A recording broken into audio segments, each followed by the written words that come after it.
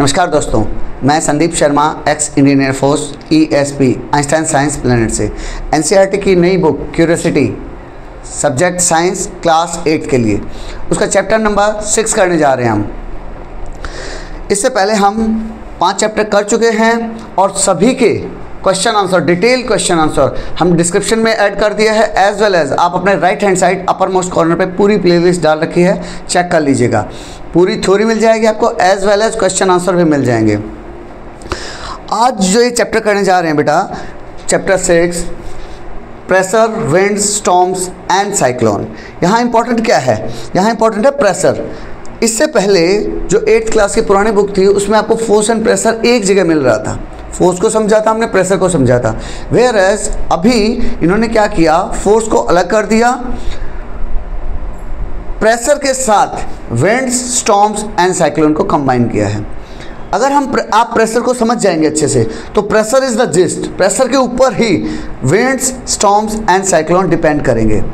तो सबसे पहले प्रेशर को समझते हैं।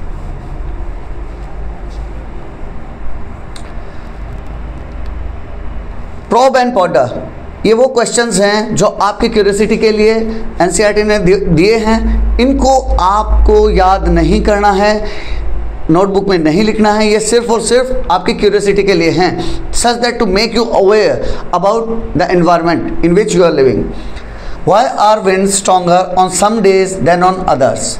किसी दिन आपने देखा होगा बेटा बहुत तेज़ हवाएं चल रही होती हैं और किसी दिन कोई हवा नहीं चल रही होती। तो क्या इसके बारे में सोचा है ऐसा क्यों है कि किसी दिन बिल्कुल हवा नहीं चल रही है, बिल्कुल ज़ीरो, फिर किसी दिन देखोगे जेंटल ब्रीज आ रही है और किसी दिन बिल्कुल हवा इतनी तेज़ हो जाती है कि स्टॉर्म वगैरह आ जाते हैं। उसी के पीछे रीज़न क्या है? प्रेशर। जो प्रेशर चेंजेस आते हैं ना, वही आज हम चैप्टर में करेंगे। और ये क्वेश्चंस मैं जब इसका डिटेल सॉल्यूशन वाला वीडियो बनाऊंगा तो उसमें पूरा डाल दूंगा। Why are water tanks usually placed at a height? अब क्वेश्चन को समझिए।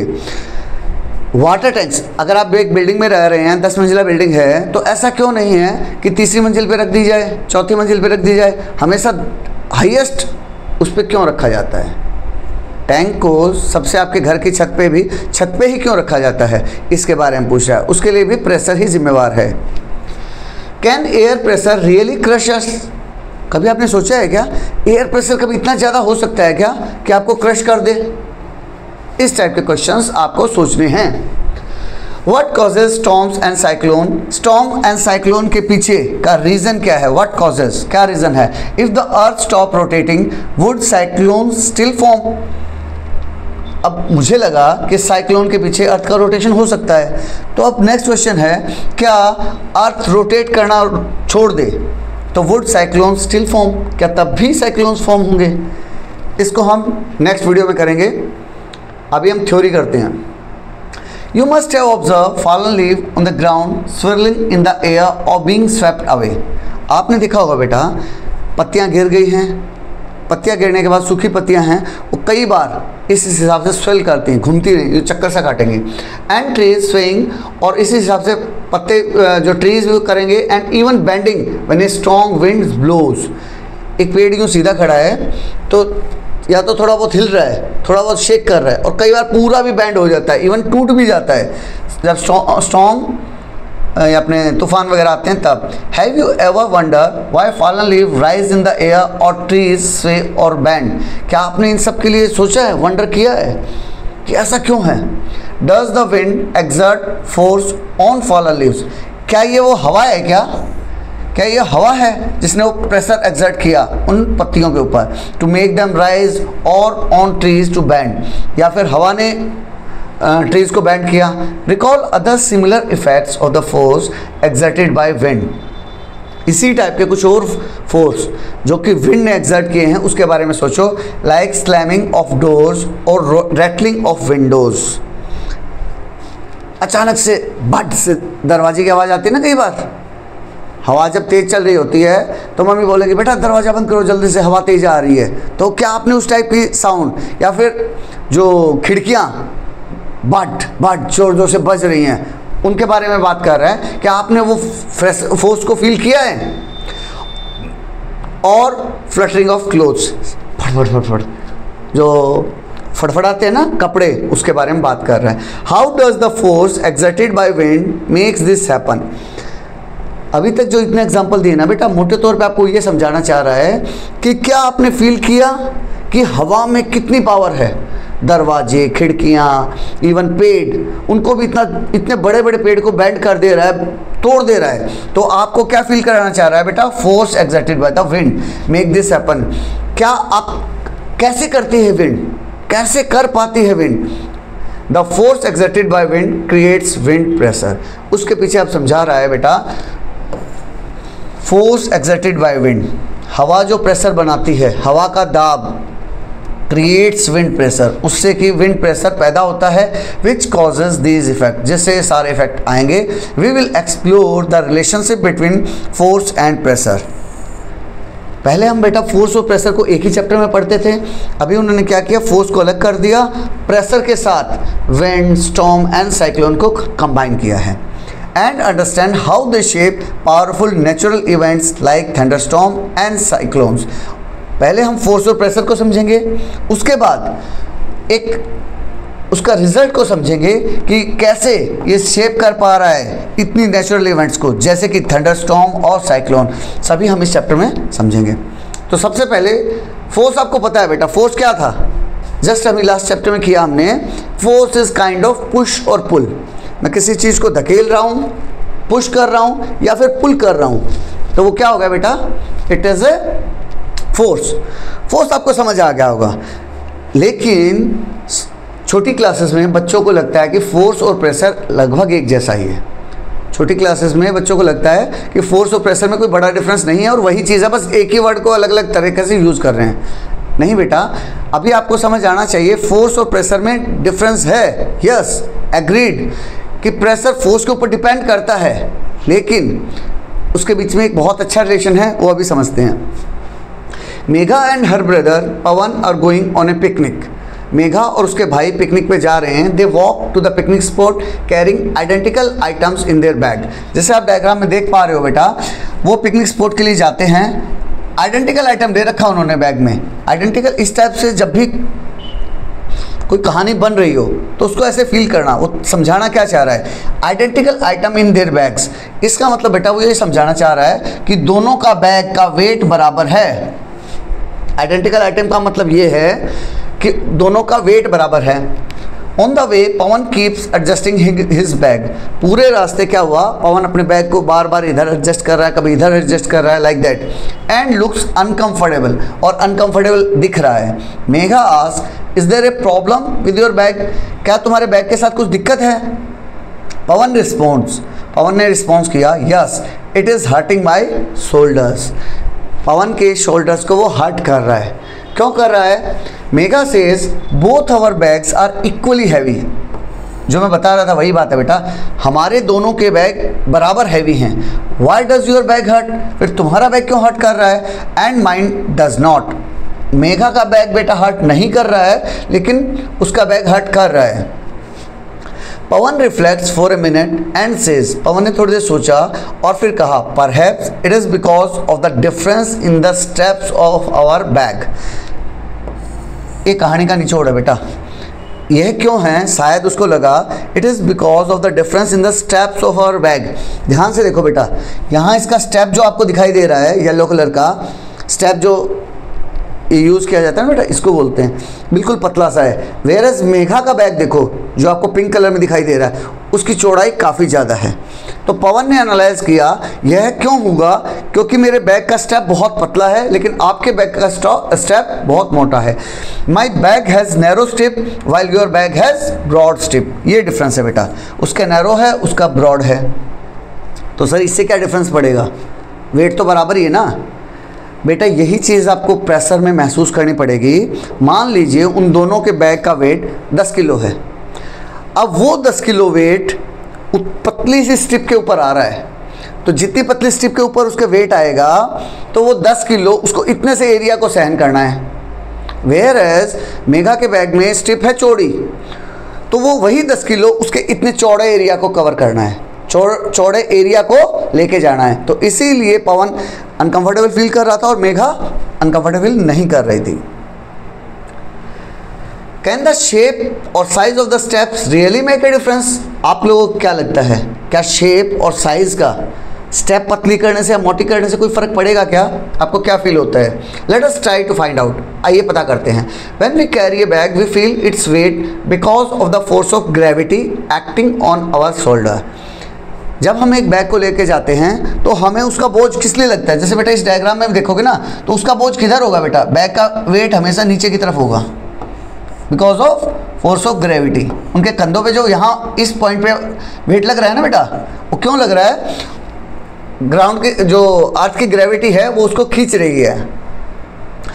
The weight of the bag with narrow step, जिसमें नैरो स्टेप होगी, acts on a smaller area of our shoulder. तो उसमें क्या होगा बेटा? इधर ध्यान से देखो, उसका बहुत ही पतला सा एरिया है, बहुत ही पतला सा एरिया है जिसके ऊपर वो काम कर रहा है। वेयरएज मेघा के केस में वो एरिया काफ़ी चौड़ा हो गया है,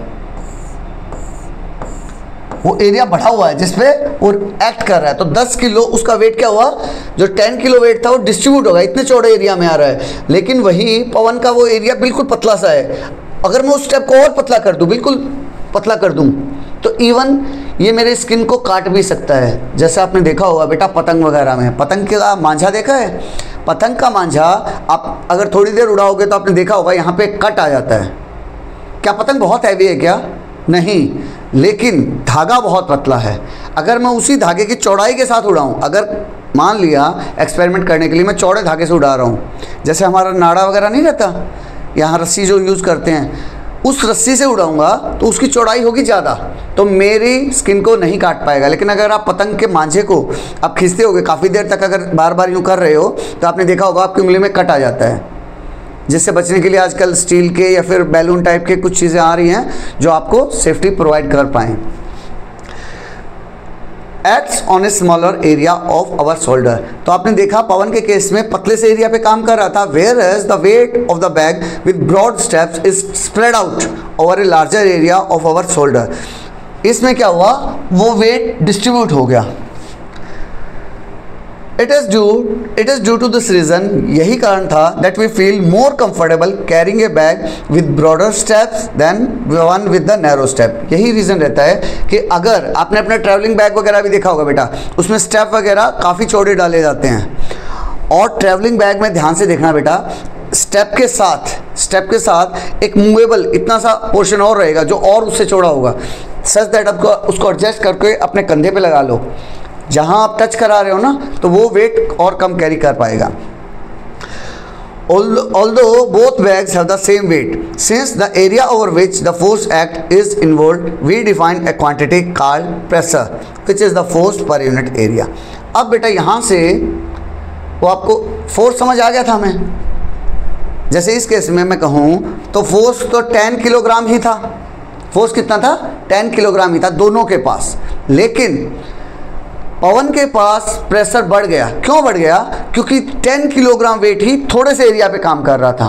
वेयर एज मेघा के केस में हमने देखा कि 10 किलोग्राम चौड़े शोल्डर पे काम कर रहा था, तो इसीलिए डिफरेंस आ गया और एक नई टर्म आई प्रेशर। प्रेशर क्या है? डिफाइन कर रहा है pressure which is the force per unit area. It is the definition of pressure.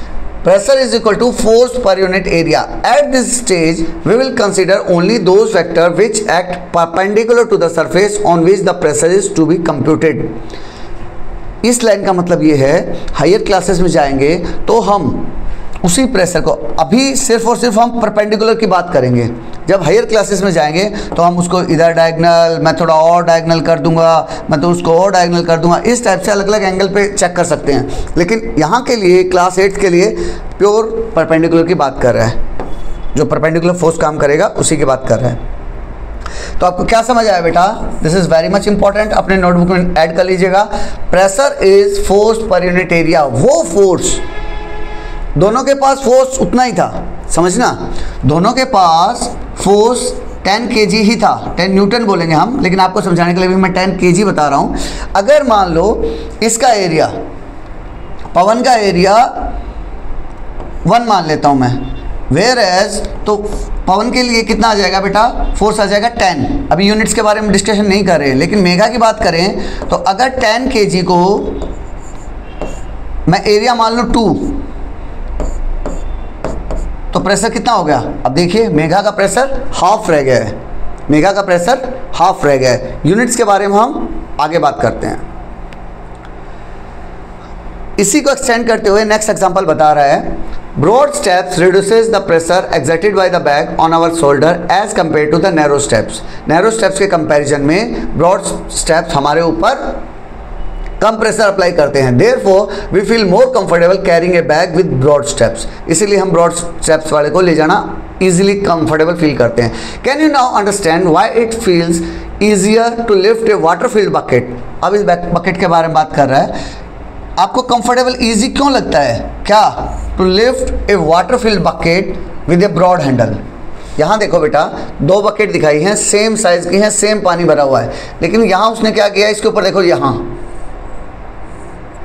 ये ब्रॉड हैंडल लगा दिया, और इसमें क्या किया, सिर्फ और सिर्फ वो पतले वाला हैंडल ही था। तो इसीलिए बता रहा है, अब मुझे समझ आ रहा है कि ब्रॉड हैंडल वाले को उठाना आसान क्यों है than with a narrow handle, जो कि नैरो हैंडल के साथ है। Similarly we have seen that when people carry loads like pots और वेजिटेबल। इसी तरह से जब हमने देखा कि ये लेडीज़ पॉट लेके जा रही है, तो यहाँ देखो बेटा, इस वाले एरिया पे उसने क्या किया, उसने नैरो की जगह एक कपड़े का राउंड शेप में वो बना के अपने सिर पे रख लिया। सिमिलरली ये आदमी जब सामान लेके जा रहा है, तो उसने भी ये येलो कलर में जो दिखाई दे रहा है ना बेटा, ये वाला portion. Similarly we have seen that when people carry loads like pots, मटका लेके जाए या फिर vegetable basket on their heads, they often place a round piece of cloth. एक कपड़े का यू राउंड सा बना के सर पे रख लेंगे। स्पेशली विलेजेस वगैरह में जो बच्चे रह रहे होंगे ना, वो कोरिलेट कर पा रहे हैं।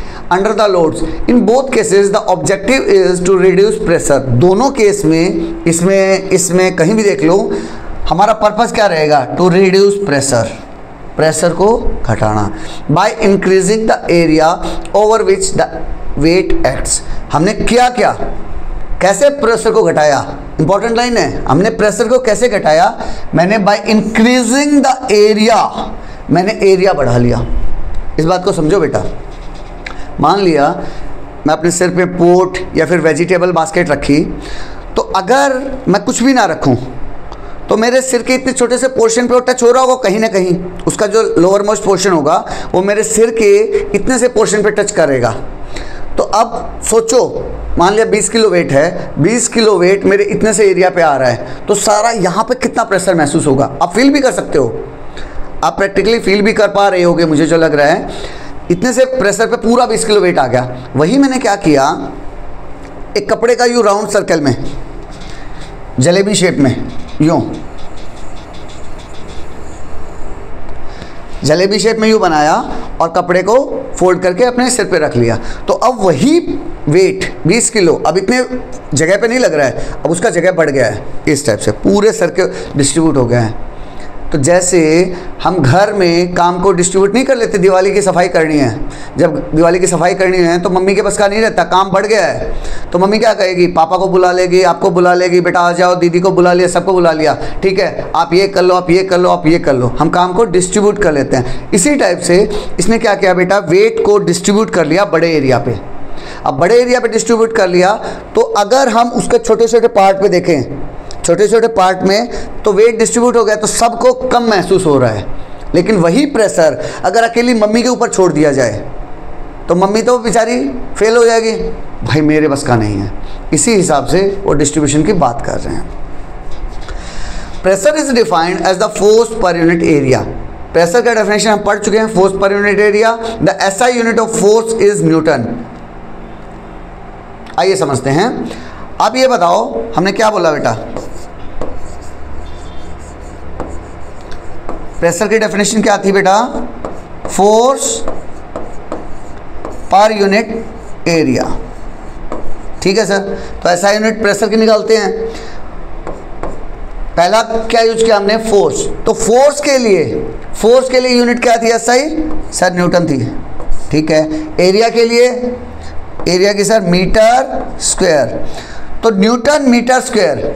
तो वही यहाँ बता रहा है बेटा, the SI unit of force is newton, SI unit क्या थी फोर्स की, newton, and that of area is metre square, area की यूनिट क्या थी, metre square. Therefore the unit of pressure is, अगर प्रेशर की अब मैं यूनिट निकालूं तो newton per metre square, newton per metre square SI unit आ गई।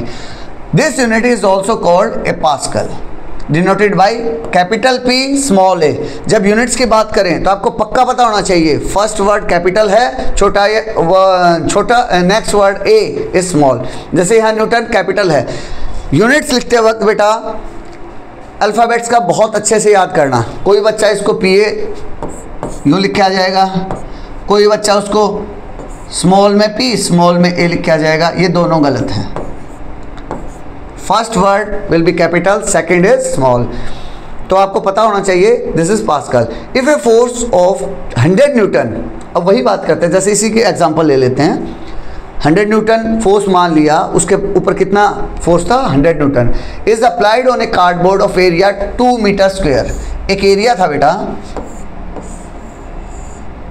जिसकी लंबाई थी 2 मीटर, लंबाई नहीं एरिया था 2 मीटर स्क्वायर, इसका टोटल एरिया था 2 मीटर स्क्वायर, और इसके ऊपर मैं जो फोर्स अप्लाई कर रहा हूं दैट इज 100 न्यूटन। जब 2 मीटर के ऊपर 100 न्यूटन मैं फोर्स अप्लाई करूंगा तो 1 मीटर के ऊपर कितना फोर्स होगा, 100 divided by 2, 100 divided by 2 that is equal to 50 newton per metre square. 50 newton, sir ये अभी तो आप बोल रहे थे न्यूटन पर मीटर स्क्वायर को पास्कल भी बोल सकते हैं, बिल्कुल बोल सकते हैं बेटा।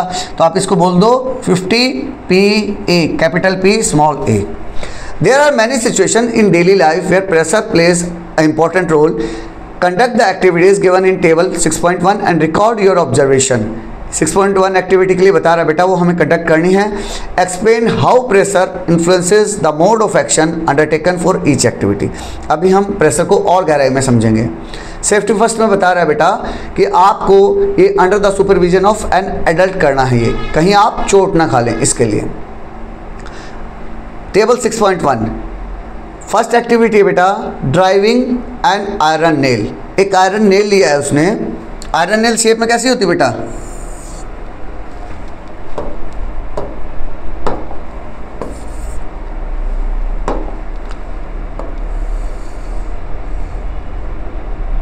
मैं बहुत ही मोटी बना रहा हूँ उसको जानबूझ के आपको फील कराने के लिए। आयरन नेल ऐसी होती है, शेप वाइज आयरन नेल ऐसी होती है। तो अगर मुझे उसे एक लकड़ी के वुडन ब्लॉक में डालना है, जैसे फर्स्ट इमेज में आप देख भी पा रहे होगे, by the head of the nail, अगर अब मैं इसके ऊपर से यहाँ पे ये हथौड़ा यूँ मार रहा हूँ तो आपको क्या लग रहा है, क्या वो इजीली चली जाएगी क्या? जब नेल को इधर मारना है तो क्या वो इजीली चली जाएगी? वेयर एज दूसरे केस में क्या किया उसने, उसको अपसाइड डाउन कर दिया। अपसाइड डाउन कैसे किया बेटा, ये पतले वाला पोर्शन नीचे ले आया और मोटे वाला पोर्शन नीचे है और पतले वाला पोर्शन ऊपर है। अब मैं यहाँ से उसको हैमर कर रहा हूँ। सेकंड में देखो, पतले वाला पोर्शन ऊपर है, मोटे वाला पोर्शन नीचे है। तो इनमें से आपको कौन सा लग रहा है कि कील अच्छे से अंदर जा पाएगी? जो लोहे की आयरन नेल है कौन से केस में अंदर जा पाएगी? बट ऑब्वियस मुझे नहीं लगता आप में से किसी भी बच्चे को डाउट होगा कि इसमें बहुत ईजिली चली जाएगी, इसमें नहीं जा पाएगी। क्यों नहीं जा पाएगी सर? क्योंकि बेटा इसमें देखो दोनों को डिफ्रेंशिएट करो। इसमें पतले वाला हिस्सा उसका नीचे है यूं, तो ये प्रेशर बराबर, ये फोर्स बराबर है, वही मस्कुलर फोर्स यूज़ कर रहा है दोनों में। तो इस केस में क्या होगा बेटा, जब मैं इधर से मान लिया मैंने 10 न्यूटन फोर्स लगाया तो वो 10 न्यूटन फोर्स बिल्कुल इत्तू से इसके ऊपर 10 न्यूटन पूरा एज इट इज़ गया, तो वो क्या होगा, एज इट इज़ ट्रांसफर होगा और वो नीचे की तरफ वुडन में चला जाएगा। वेयर एज जब मैंने उसको उल्टा किया, अपसाइड डाउन किया, ये मोटे वाला पोर्शन नीचे ले लिया, पतले वाला पोर्शन ऊपर ले लिया, अब भी 10 न्यूटन फोर्स ही अप्लाई कर रहा हूँ, मस्कुलर फोर्स उतना ही है, हथौड़ा भी सेम है। जब मैंने यहाँ से मारा तो अब वही फोर्स चौड़े एरिया में, एरिया चौड़ा हो गया मेरा, नीचे का एरिया चौड़ा हो गया है, तो इस कारण से अब वो अंदर नहीं जा पाएगी। सेम जब मैं एक एप्पल को नाइफ से काट रहा हूँ तो पहले क्या किया, using the sharp edge of the knife. Knife बेटा दो तरफ से होता है, एक तो पतला होता है बिल्कुल शार्प और दूसरे साइड से मोटा होता है। एक तरफ से आपको बिल्कुल पतला सा दिखाएगा, दूसरी तरफ से थोड़ा मोटा हो जाता है इस टाइप से। तो पहले केस में उसने क्या किया, पतले साइड से ऐसे काटने की कोशिश की, दूसरे साइड में क्या किया, उसने उल्टा कर दिया चाकू को, ये मोटे वाला पोर्शन। तो जैसे हमने यहाँ देखा, सिमिलरली इस केस में भी बेटा शार्प एज की तरफ से चला जाएगा। आपने देखा होगा ब्लंट नाइफ, अगर आपका नाइफ ब्लंट हो गया है, मोटा हो गया है, शार्प एज, तो मम्मी वगैरह या तो उसको रिप्लेस कर लेते हैं या फिर उसको धार लगा लेते हैं जिससे कि वो पतला रहे। सिमिलरली बेटा एक एग्जांपल आपके इसके चैप्टर ख़त्म होने के बाद भी दिया है, मैं आपको वैसे बताना चाहता हूँ। इसी चीज़ को मैं एक दूसरे तरीके से आपको समझाना चाहूँगा। बेटा मान लिया आप लोग जंगल में गए, जंगल में गलती से आप दलदल में फंस गए। अब दलदल में मैं नीचे जा रहा हूँ, धीरे धीरे नीचे जा रहा हूँ। तो आपका सबसे बेस्ट तरीका क्या है बचने का? आपको लग रहा है कि 2-4 मिनट में कोई आ जाएगा और वो 2-4 मिनट मुझे किसी तरह बचना है, तो बेटा क्या करो, आप यूँ सीधे खड़े हो, मेरा 70 kg वेट है, 70 kg वेट इतने से एरिया पे, मेरे पैर जहाँ हैं उतने से एरिया पे लगा हुआ है। अब मैं उसके कारण नीचे जा रहा हूँ, तो मैं क्या करूँगा, मैं अपने आप को यूँ आगे और पूरा चौड़ा कर सकता हूँ, जितना चौड़ा कर सकता हूँ अपने आप को चौड़ा करते हुए फ्लैट ज़मीन पे गिर जाऊँगा, हॉरिजेंटल पूरे दलदल में गिर जाऊँगा। क्यों? उससे क्या होगा, 70 kg वेट मेरा पूरा डिस्ट्रीब्यूट हो जाएगा बड़े एरिया पे। तो अब मेरा प्रेशर घट गया, अब प्रेशर घट गया तो मैं धीरे धीरे नीचे जाऊँगा, ना कि उसमें तेज़ी से। इसी चीज़ को दूसरे तरीके से देखते हैं। आपने देखा होगा रेगिस्तान में अगर मैं कोई लड़की है जो हाई हील पहन के जा रही है, पतली सी, पेंसिल हील नहीं बोलते, पतली सी जिसके पीछे, तो वो नहीं चल पाएगी। क्यों नहीं चल पाएगी? क्योंकि उसका पूरा वेट उस हिल के ऊपर जा रहा है और हिल बार बार मिट्टी में धंस जाएगी। इसीलिए आपने देखा होगा बेटा ऊँट, जिसे रेगिस्तान का जहाज कहा जाता है, उसके पैर देखना इतने चौड़े चौड़े होते हैं, सच दैट वो ज़्यादा से ज़्यादा एरिया को कवर करे। तो force per unit area, area बढ़ गया, एरिया बढ़ गया। जैसे ही एरिया बढ़ेगा तो फोर्स अगर जितना भी हो, एरिया बढ़ने से प्रेशर कम हो जाएगा। यही रीज़न रहता है बेटा, उसे हम रेगिस्तान का जहाज कह सकते हैं। What can you conclude from your observation in table 6.1? We can conclude that when the area over which a force applied is smaller. ये देखो प्रेशर क्या था बेटा, pressure was force per unit area. तो इन शॉर्ट मैं कहूँ तो कहीं ना कहीं आपको फील हो रहा होगा कि pressure is directly proportional to the force, whereas pressure is inversely proportional to the area. देखो फोर्स तो बराबर ही है, फोर्स सभी केसेस में बराबर है, तो हम इसके बारे में तो बात ही नहीं कर रहे क्योंकि फोर्स तो उतना ही लग रहा है। हम बात कर रहे हैं प्रेशर और एरिया के रिलेशन के। तो जैसे आपने देखा कि ये इनवर्सली प्रोपोर्शनल है, इनवर्सली का मतलब उल्टा। तो अगर एरिया बढ़ेगा तो प्रेशर घट जाएगा, अगर एरिया घटेगा तो प्रेशर बढ़ जाएगा। तो हमने हर केस में क्या किया, जहां मुझे प्रेशर घटाना था वहां मैंने एरिया बढ़ा लिया। We conclude that when the area over which a force applied is smaller, जो फोर्स अप्लाइड वो स्मॉलर है, किसके ऊपर? एरिया के ऊपर। एरिया की बात कर रहा है, एरिया कैसा है बेटा? स्मॉलर। तो अगर एरिया स्मॉल होगा तो प्रेशर बढ़ जाएगा, the resulting pressure is higher, तो रिजल्टिंग प्रेशर बढ़ जाएगा, उल्टा है। Making it easier to do certain task, उसी का हम कुछ टास्क में यूज कर सकते हैं। This is why it is easier to drive a nail using its pointed end. तो पॉइंटेड एंड का यूज करते हुए हमने उसे अंदर डाल दिया। To cut an apple with the sharp edge, similarly चाकू में भी हमने पतले वाले एंड का यूज़ किया, शार्प एज का यूज़ किया। You must have scene A overhead water tanks. अभी बेटा इस इमेज में दिखा रहा है बेटा, आपने ओवरहेड वाटर टैंक देखे होंगे और on the roof top of houses. उसी तरह से जैसे ओवरहेड टैंक को अब ज़मीन पे भी तो बना सकते थे, यहाँ पे भी बना सकते थे, इतना ऊपर क्यों लेके गए? ये पिलर्स का क्या रिक्वायरमेंट है? या फिर हमारे अपने रूफ टॉप की बात कर रहा है, छत के ऊपर आपने देखा होगा टैंक छत के ऊपर रखा जाता है, ऐसा क्यों? Why are these tank always place at a height? ये सब टैंक, ओवरहेड टैंक बात कर लीजिए, रूफ टॉप टैंक बात कर लीजिए, वो सब लोग छत पे ही क्यों रखते हैं? Do liquids also exert pressure? अब इस बच्चे को डाउट आया कि अभी तक हमने जितने भी प्रेशर देखे थे वो सॉलिड में देख रहे थे, क्या लिक्विड भी प्रेशर एक्सर्ट करता है क्या? हम इस एक्टिविटी के थ्रू समझेंगे। इस एक्टिविटी को बेटा पहले ध्यान से देख लो। इसमें 2 ट्यूब यूज़ की गई हैं। एक नॉर्मल नैरो पाइप है, इस वाला पाइप पतला है, ये वाला पाइप जिसका डायमीटर चौड़ा है और इसका डायमीटर पतला है बेटा। सेम हाइट है, सेम वाटर लेवल डाला है, वाटर लेवल सेम डाला है, ये देखो यहाँ तक है, सेम यहाँ तक है, सेम वाटर लेवल सेम रखा उन्होंने। टेक 2 ट्रांसपेरेंट ग्लास और plastic pipe of the same length, same length के 2 पाइप ले लिए बट ऑफ डिफरेंट डायमीटर, लेकिन डायमीटर इसका पतला है इसका मोटा है। टेक 2 गुड क्वालिटी रबड़ बैलून्स, उसके नीचे में 2 बैलून ले लो, attach them to one end of the each pipe, clamp the pipes on a stand as shown in figure, clamp कर दिया हमने फिगर में जैसे डाल रखा है। आप घर में वैसे 2 बच्चे पकड़ भी सकते हैं, उससे ज़्यादा परेशान होने की जरूरत नहीं है। Now fill both the pipes with water up to the same level about halfway, अब उन दोनों में पानी डाल दो। तो पहला क्वेश्चन मेरा ये है, इसमें और इसमें लेवल बराबर रखना है। जब लेवल बराबर रखोगे तो इसमें पानी ज़्यादा आएगा उसमें ज़्यादा आएगा, पानी बेटा इसमें ज़्यादा आएगा, इसमें तो कोई डाउट नहीं है। Observe what happens to the balloon, balloon के साथ क्या होगा। डू बोथ बैलून्स बल्ज, क्या दोनों के दोनों बैलून बल्ज किए क्या, फूल गए क्या, उसमें पानी आएगा और एक लेवल पे जाके दोनों बैलून रुक जाएंगे। डू बोथ बैलून बल्ज, क्या दोनों बैलून फूल गए। Do they bulge to the same extent, कहानी यहाँ है, इंपॉर्टेंट क्या है, bulge to the same extent, क्या वो दोनों बराबर फूले क्या। सर इसमें पानी ज़्यादा था, मान लिया मैं बात करूं कि इसमें मान लिया 200 ml पानी था, तो इसमें कितना होगा 400 ml मान लेते हैं, 400 ml पानी है। तो अब मेरा क्वेश्चन ये है, क्या बैलून दोनों बराबर फूलेंगे या ज़्यादा फूलेंगे। सर मुझे लग रहा है कि 400 मिलीलीटर पानी का प्रेशर ले रहा है, ये 200 का ले रहा है, तो हो सकता है ये वाला बैलून ज़्यादा फूले। नहीं बेटा, दोनों बैलून बराबर फूलेंगे, दोनों बैलून बराबर फूलेंगे। क्यों, क्योंकि बैलून डिपेंड करेगा उसके लेवल पे ऊपर कि उसके ऊपर कितना पानी है। अभी समझते हैं।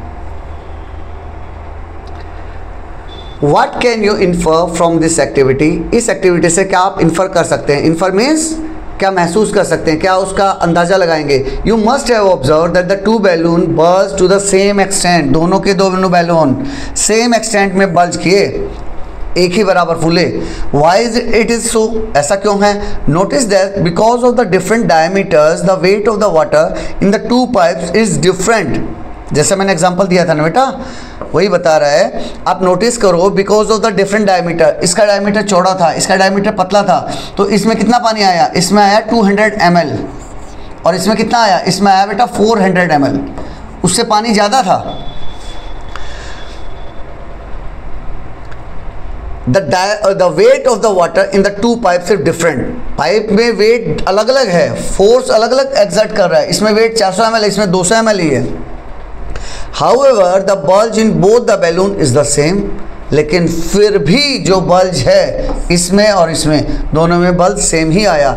This means that the weight of the water in the pipes could not be responsible. तो इससे हमें एक ये अंदाज़ा लगा कि इसमें वेट ज़्यादा था, इसमें वेट कम था, फिर भी बराबर फूले। इसका मतलब वेट का कोई रिलेशन नहीं बन पाएगा उसके साथ। This means that the weight of the water in the pipes could not be responsible for the extent to the bulge of the balloon. तो वेट का ज़्यादा फर्क नहीं पड़ेगा। Could it be that the water column is exerting pressure. तो इसका मतलब ऐसा है क्या कि जो वाटर कॉलम है, जो ये हाइट है, ये यहाँ से लेकर यहाँ तक की हाइट जो है,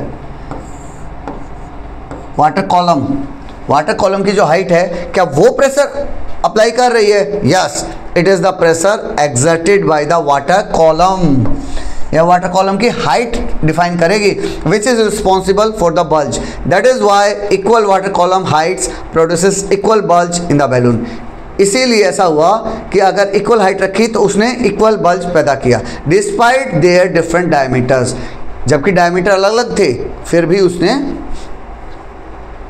सेम प्रेशर अप्लाई किया। नेक्स्ट क्वेश्चन, अब इस गुड़िया को क्वेश्चन क्या आया, what will happen to the bulge of the balloon if we increase the height of the water column. अब उसने उसी एक्सपेरिमेंट में, उसी सेटअप में एक और डाउट क्रिएट कर लिया, और ये डाउट आपके दिमाग में भी आना चाहिए। क्या मैं अगर हाइट बढ़ा दूँ, जैसे अभी तक मैंने उसको हाफ रखा हुआ था, यहाँ रखा हुआ था, यहाँ तक का लेवल था, क्या मैं उसको डबल कर दूँ तो बल्ज बढ़ेगा क्या।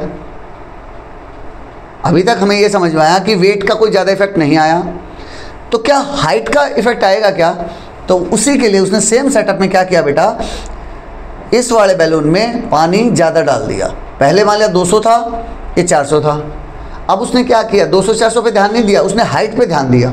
उसने कॉलम की हाइट डबल कर दी, कॉलम की हाइट डबल कर दी, जैसा देख पा रहे हो।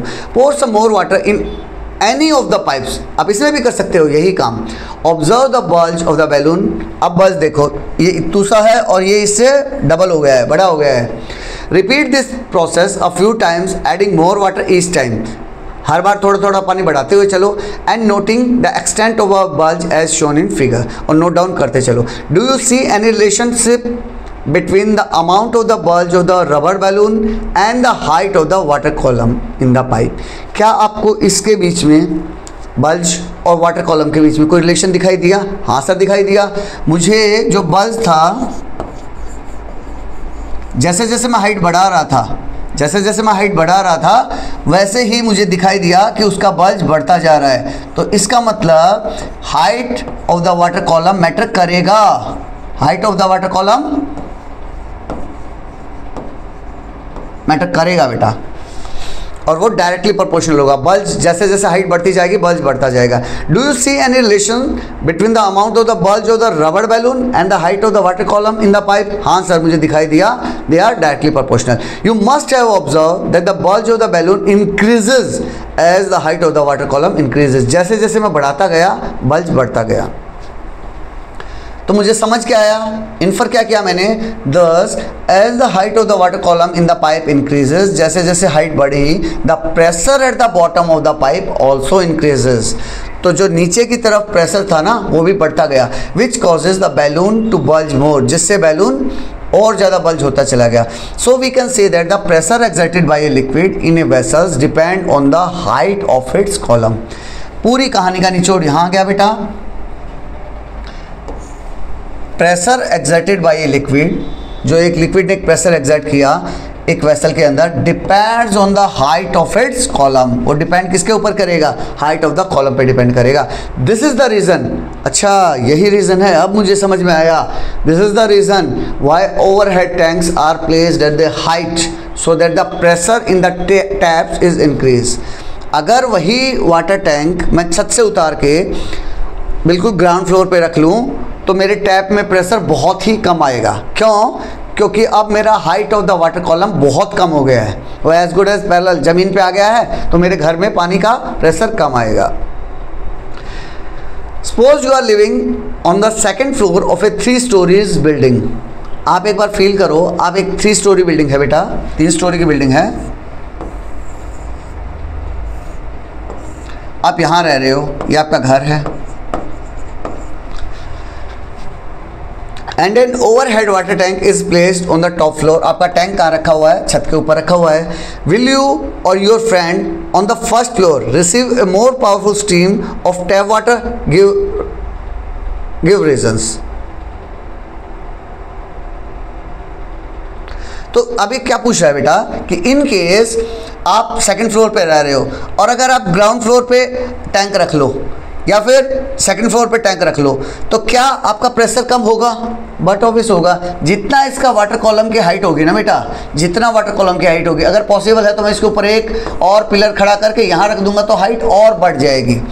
सिंपल सा लॉजिक ये वही बता रहा है। Do liquids also exert pressure on the wall of the container?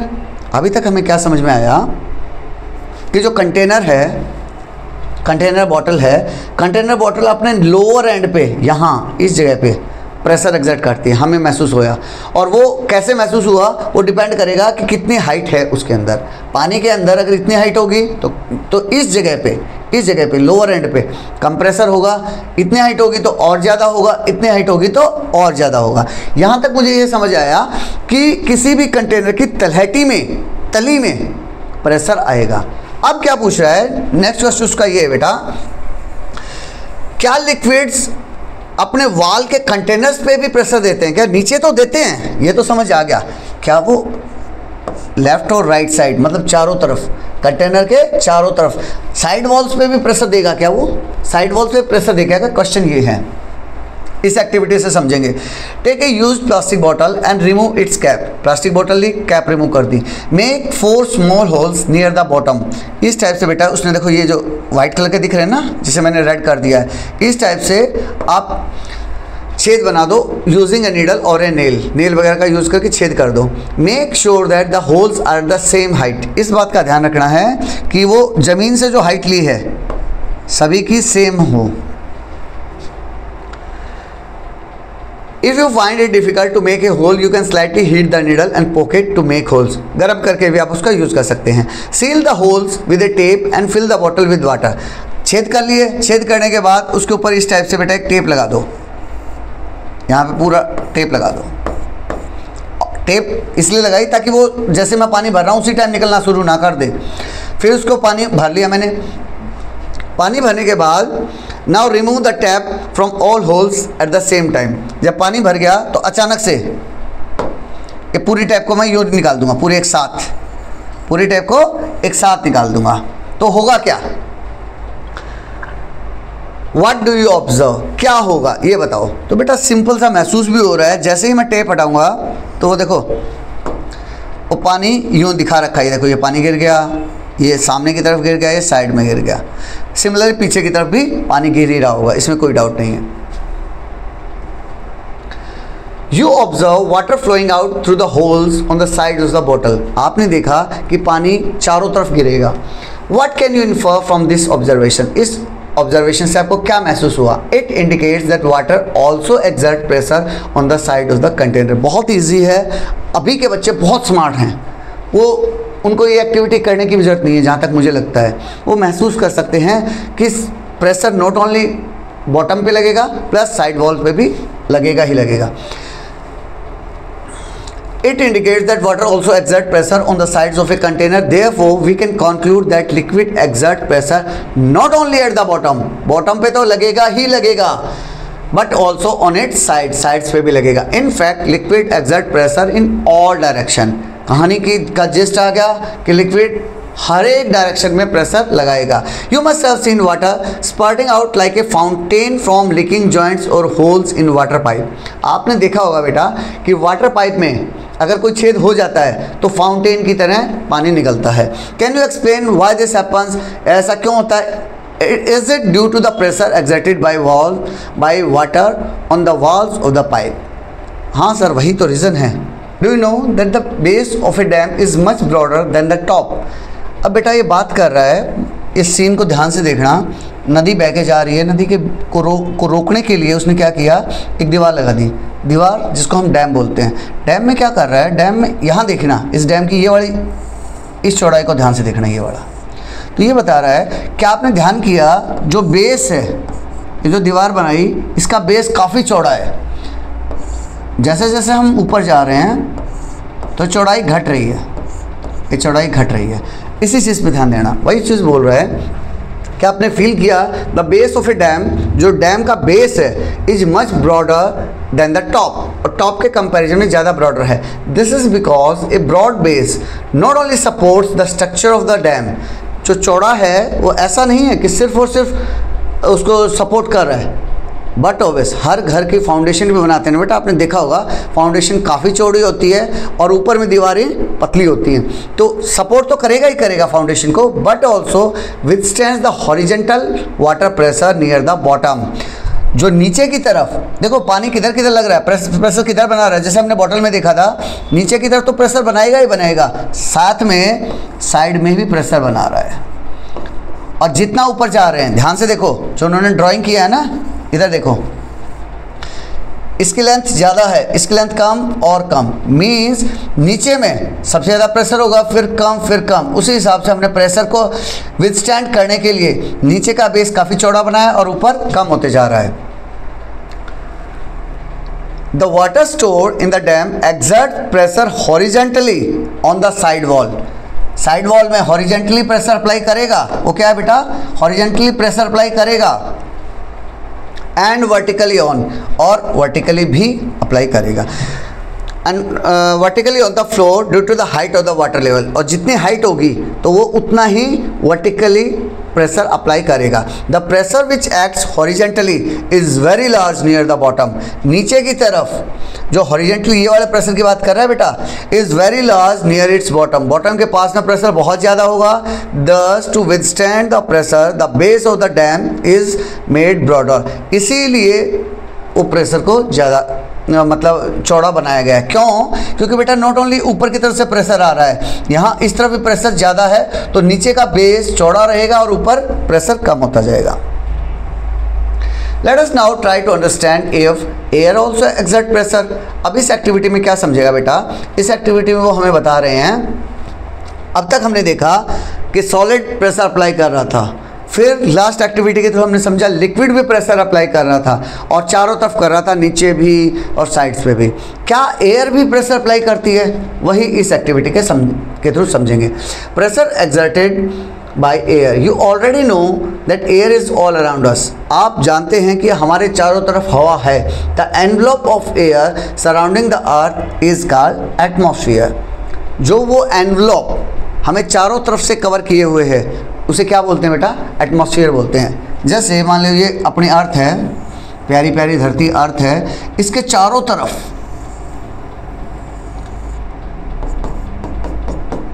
एक लेयर है जो हमें सेफ्टी प्रोवाइड करती है, जिसे क्या बोलते हैं? एटमॉस्फेयर। इसी एटमॉस्फेयर के बारे में बात कर रहे हैं। The atmospheric air contains nitrogen, oxygen, argon, carbon dioxide and other gases.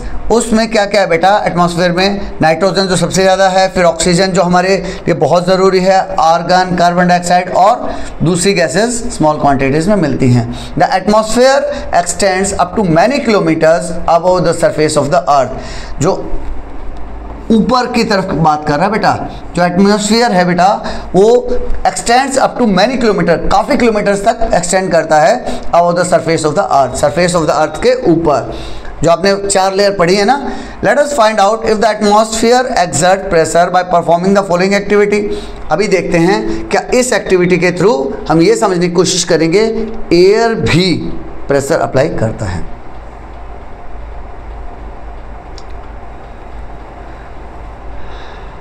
Take a paper plate, invert it and attach a stick to it as shown in figure 6.9.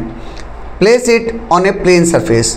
एक प्लेन सरफेस टेबल टाइप लिया बेटा, उसमें हमने एक paper plate ली, कागज़ की plate देखी है जिसमें आप समोसे वगैरह रख के खाते हैं, उसको उसने अपसाइड डाउन कर दिया, उल्टा कर दिया, उल्टा करके उसके ऊपर एक स्टिक अटैच कर दी, जो सीधी स्टिक अटैच कर दी। Take 2 identical sheets of chart paper about 70 centimetre multiplied by 56 centimetre, 70 centimetre लंबा और 56 सेंटीमीटर चौड़ा। इस टाइप से 2 चार्ट पेपर ले लो बेटा, इस टाइप से 2 चार्ट पेपर ले लिए। Fold 1 sheet twice and make a hole in the centre. एक शीट को हमने क्या किया, यहाँ से फोल्ड कर दिया, इतना रह जाएगा, फिर अगेन फोल्ड कर दिया तो इतना रह जाएगा, 1/4 रह जाएगा।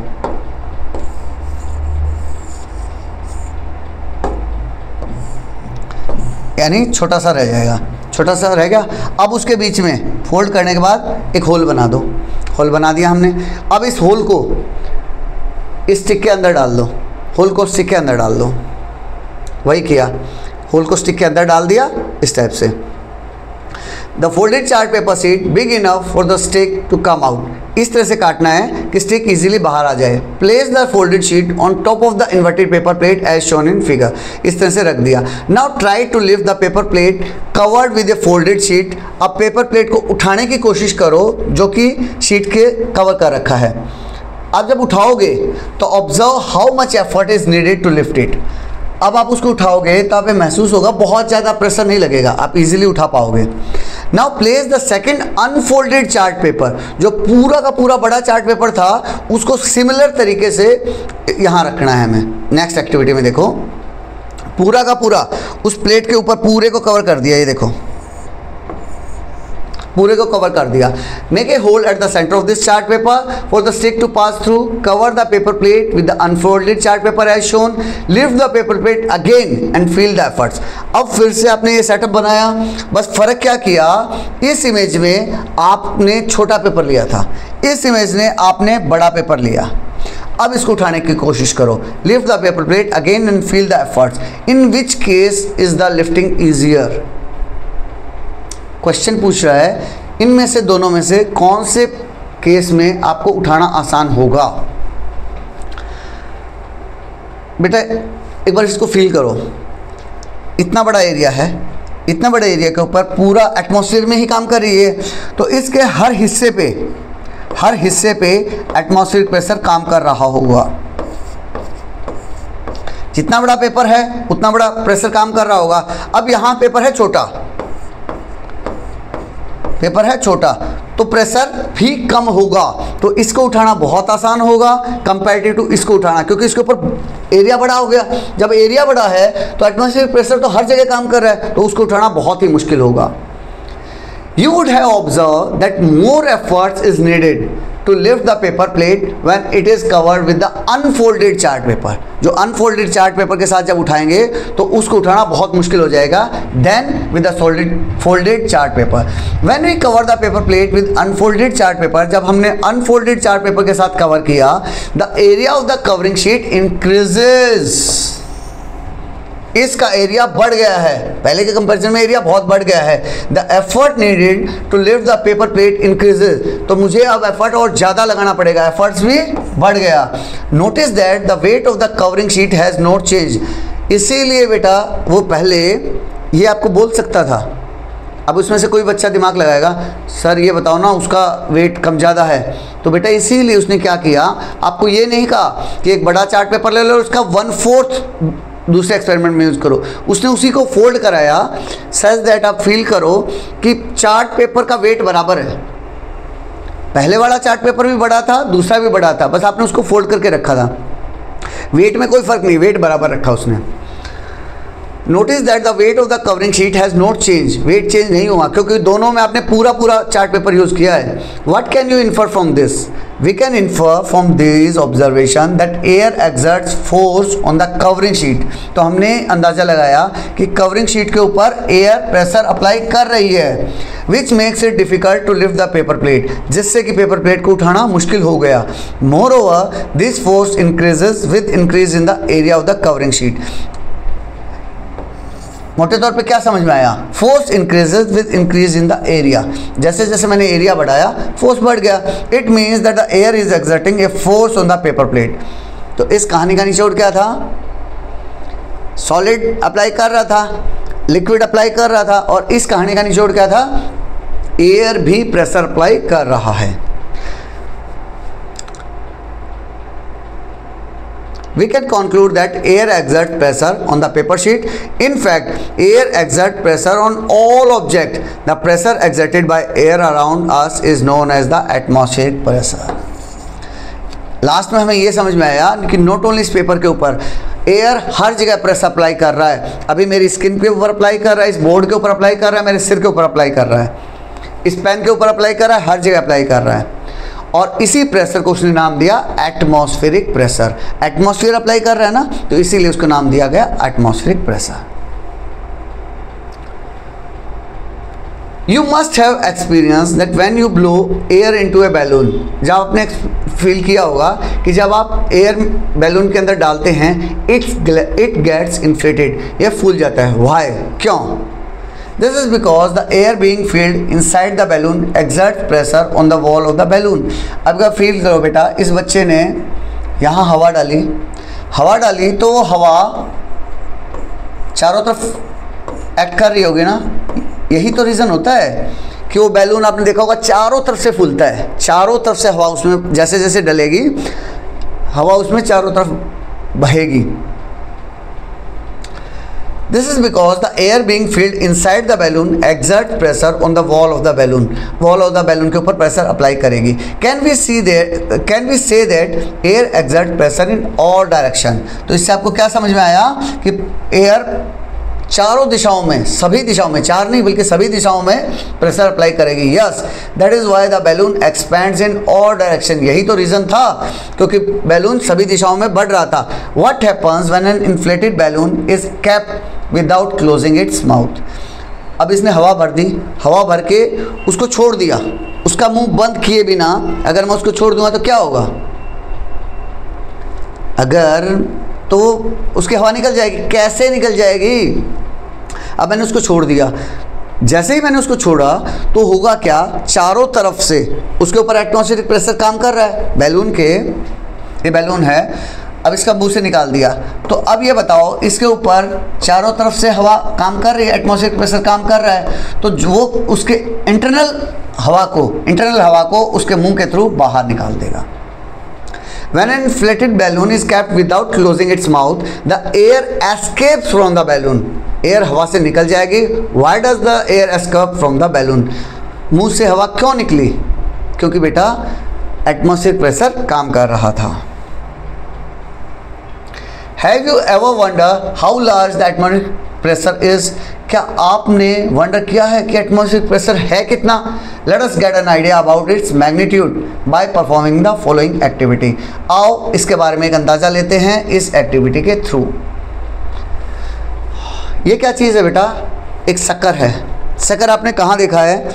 कार में आप बैठे होगे और कार में धूप लग रही थी, तो अंकल ने कहा बेटा ये देखो विंडशील्ड रखे हैं, इनको लगा लो। तो आपने कार के विंडो के ऊपर मान लिया कार की ये विंडो है, तो आपने इसी शेप के ब्लैक स्क्रीन रखे होंगे जिसके बीचों बीच एक छेद होगा और उस छेद में ये लगा होगा शक्कर। तो वो आप इस तरह से विंड स्क्रीन पे उस पे स्क्रीन पे लगा देंगे और आपको अब वो पकड़ कर लेता है। शक्कर का क्या यूज़ है? शक्कर का यूज़ समझते हैं। Take a good quality rubber sucker, press it firmly against smooth flat surface. एक रबर शक्कर ले लो और उसको फ्लैट सरफेस पे यूँ चिपका के देखो। Do you realise that it sticks to the surface? क्या ये सरफेस को चिपक जाएगा? हाँ सर चिपक जाएगा, मैंने कार में यूज़ किया हुआ है इसको। Now try to pull it off. अब इसको खींचने की कोशिश करो।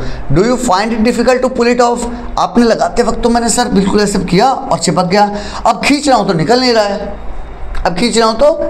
है। तो आपको कुछ नहीं करना बेटा, उसके साइड से बस थोड़ा सा यूँ कर दो, हवा घुसा दो उसके अंदर। जैसे ही हवा घुसेगी तो वो निकल आएगा। कैसे निकलाएगा सर? बेटा जब वो किसी सरफेस के चिपका हुआ है ना, तो हमने किया क्या, हमने इसके अंदर की हवा, जो इसके नीचे हवा थी ना, उसको बाहर निकाल दिया था और वैक्यूम क्रिएट कर दिया। और वैक्यूम क्रिएट कर दिया तो उसके ऊपर से अब अंदर से कोई प्रेशर नहीं लग रहा है, लेकिन ऊपर से पूरा एटमॉस्फेरिक प्रेशर उसके ऊपर काम कर रहा है। तो एटमॉस्फेरिक प्रेशर क्या है, उसको इतना दबा के रखता है कि वो बेचारा बाहर नहीं निकल सकता।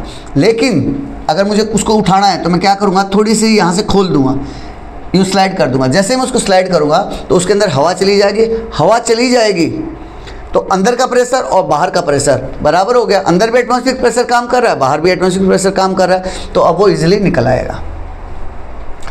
When we press the sucker, most of the air between its cup and the surface on which it is placed is pushed out.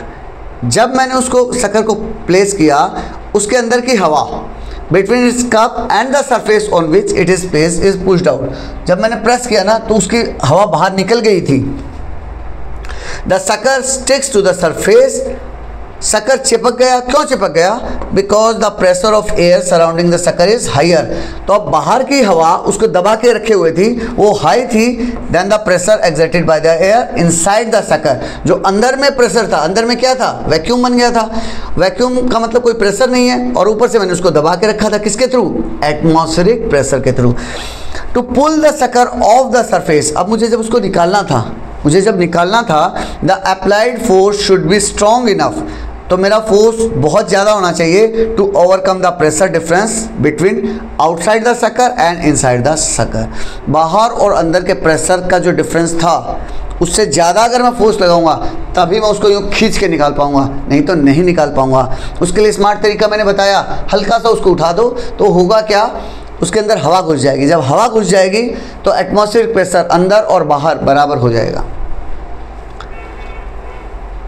Do you know how large the atmospheric pressure is? अभी atmospheric pressure कितना बड़ा है, feel करके देखते हैं। The force exerted by the atmospheric air column over an area 15 centimetre into 15 centimetre is nearly equal to the force of gravity on an object of mass 225 kilogram. इसको feel करते हैं। उसने बताया बेटा एक 15 सेंटीमीटर लंबा और 15 सेंटीमीटर चौड़ा, सिर्फ 15 सेंटीमीटर। 15 सेंटीमीटर कितना होता है बेटा, जो आपकी स्केल है ना, स्केल इतना लंबा इतना चौड़ा, एक कार्डबोर्ड ले लो, उसको रखो, उसके ऊपर एटमॉस्फेरिक प्रेशर काम कर रहा है, एक एटमॉस्फेरिक प्रेशर। अब उसके ऊपर इतना प्रेशर काम कर रहा है जितना कि 225 किलोग्राम, 225 किलोग्राम। आप जैसे बच्चे जो 40-50 किलो के हैं, तो ऐसे ऐसे 5 बच्चे मान लो, 5 बच्चों का जितना वेट है ना बेटा, 2250 न्यूटन, उतना प्रेशर इतने से टुकड़े के ऊपर एटमॉस्फेरिक प्रेशर काम कर रहा है। The reason we are not crushed under this weight. अब सर इतना प्रेशर इतने से टुकड़े के ऊपर, अगर 225 किलोग्राम जितना प्रेशर काम कर रहा है, जितना 225 किलो को अर्थ खींच रही है ना ग्रेविटेशन से, उतना प्रेशर इतने से टुकड़े के ऊपर लग रहा है। तो सर इतना है तो हम क्रश क्यों नहीं हो जाते, हम क्रश क्यों नहीं जाते? The reason why we are not crushed under this weight, हम इतने वेट के ऊपर अगर मेरे ऊपर इतना काम कर रहा है तो मैं क्रश क्यों नहीं हो जाता हूँ? क्वेश्चन ये है। Pressure inside our body is also equal to the atmospheric pressure. बेटा नेचर ने इस हिसाब से डिज़ाइन किया हमें कि अगर मेरे ऊपर इतना प्रेशर काम कर रहा है तो इंटरनल अंदर की तरफ से मेरी बॉडी, मेरा ब्लड प्रेशर सुना है आपने, मेरा ब्लड प्रेशर भी इतना ही बाहर की तरफ यूं धकेले हुए है, जितना प्रेशर मेरे ऊपर आ रहा है उतना ही अंदर की तरफ से धकेले हुए है। This balances the pressure exerted from outside. तो यह बैलेंस कर देता है उसी प्रेशर को जो बाहर की तरफ से काम कर रहा है। The pressure inside our body is caused by the movement of fluids and gases in tissues and organ of the body. यह प्रेशर आया कहाँ से मेरी बॉडी के अंदर?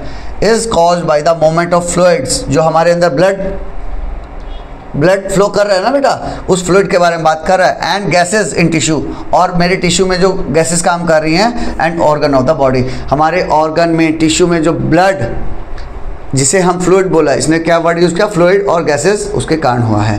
Step further, the SI unit of pressure is, SI unit क्या थी बेटा प्रेशर की? Newton per metre square. क्यों थी? क्योंकि प्रेशर की डेफिनेशन क्या थी? Force per unit area. तो फोर्स की थी न्यूटन, एरिया की थी मीटर स्क्वायर, तो इसीलिए newton per metre square is also known as pascal, जिसे पास्कल भी कहा गया। However the practical unit of air pressure is millibar. ये यहाँ महसूस कराना चाह रहा है बेटा कि प्रेशर की यूनिट जो पास्कल थी, वहाँ हम यूज़ नहीं कर रहे हैं। एयर प्रेशर के लिए हम यूज़ कर रहे हैं मिलीबार, MB, स्मॉल में MB, which is equal to 100 pascal. वो 100 पास्कल के बराबर होगी, यानी 1 millibar is equal to 100 pascal. Air pressure is also expressed in hecto pascal. Air pressure को हम हेक्टो H पास्कल में भी डिफाइन कर सकते हैं, which is equal to 100 pascal, जो कि 100 पास्कल के बराबर है। Next is formation of wind. You must have noticed that on some days the wind blows strongly. किसी दिन देखा है आपने कि हवाएं बहुत तेज चल रही हैं, whereas on other days, जबकि दूसरे दिनों में it is calm, बिल्कुल शांत है। जैसे सर्दी वगैरह में देख रहे हो आप, हवाएं बहुत कम चलती हैं, लेकिन जब बारिश का सीज़न होता है तो कभी जों जों, इधर से हवा उधर से हवा। Sometimes wind becomes so strong that it causes damage to life and property. कभी कभी हवाएं इतनी तेज़ हो जाती हैं कि हमारी लाइफ को और हमारी प्रॉपर्टी को, घर के घर उड़ जाते हैं बेटा, हमारे कुछ लोग मर जाते हैं, उसके बारे में बात कर रहा है। You have seen that when an inflated balloon is kept without closing its mouth. फिर से वही ले गया, जब मैंने बैलून को हवा भर के और छोड़ दिया, the air from the balloon escapes, तो अंदर की हवा बाहर निकल जाती है। Recall that when there is a puncture in the bicycle tube, similarly bicycle tube में अगर पंक्चर हो जाए, the air escapes and the tube collapse, तो हवा बाहर निकल जाती है और ट्यूब कोलैप्स हो जाएगी, मतलब ट्यूब पिचक जाती है बिल्कुल। In both of these cases does air move from a high pressure region to a low pressure region? क्या इन दोनों केसेस में हवा हाई प्रेशर रीजन से लो प्रेशर रीजन की तरफ गई? एक्सप्लोर करते हैं। Does the difference in air pressure have anything to do with the formation of winds? अभी इस बच्चे को क्वेश्चन क्या राइज हुआ, क्या एयर प्रेशर में डिफरेंस हो, दो एरियाज़ में एयर प्रेशर में डिफरेंस है, जैसे मान लिया अहमदाबाद और बड़ौदा, वहाँ एयर प्रेशर, दो अलग अलग सिटीज़ हैं, अगर उन दो के बीच में एयर डिफरेंस है, एयर प्रेशर में डिफरेंस है, तो उनके बीच में एयर फॉर्मेशन कुछ होगा क्या, एयर फ्लो करेगा क्या, हाउ डू विंड्स फॉर्म, उसको लग रहा है कि विंड्स कैसे फॉर्म होंगे, आइए समझते हैं एक्टिविटी 6.5 से। Take two similar balloons made of thin rubbers and a drinking straw, दो बैलून ले लिए, एक ड्रिंकिंग स्ट्रॉ ले लिया। Insert one end of the straw into one balloon and secure it with the rubber band और thread. एक में क्या किया बेटा, एक एंड में स्ट्रॉ लगा दिया और उसको सिक्योर कर दिया, मीन्स बंद कर दिया properly. Now inflate the second balloon and hold its mouth with your finger, और दूसरे बैलून को अच्छे से हवा भर दो फुल और अपने फिंगर से उसको दबा के रखो, so that air does not escape, हवा बाहर ना निकले। Insert the free end of the straw into the neck of the inflated balloon and secure it with a rubber band. Insert जो उसका straw का दूसरा एंड था, अब एक में हवा भरी हुई है, जिसमें हवा भरी हुई है उसका दूसरा जो एंड था straw का, इस टाइप से, इसमें हवा ज़्यादा है, इसमें यूँ डाल दिया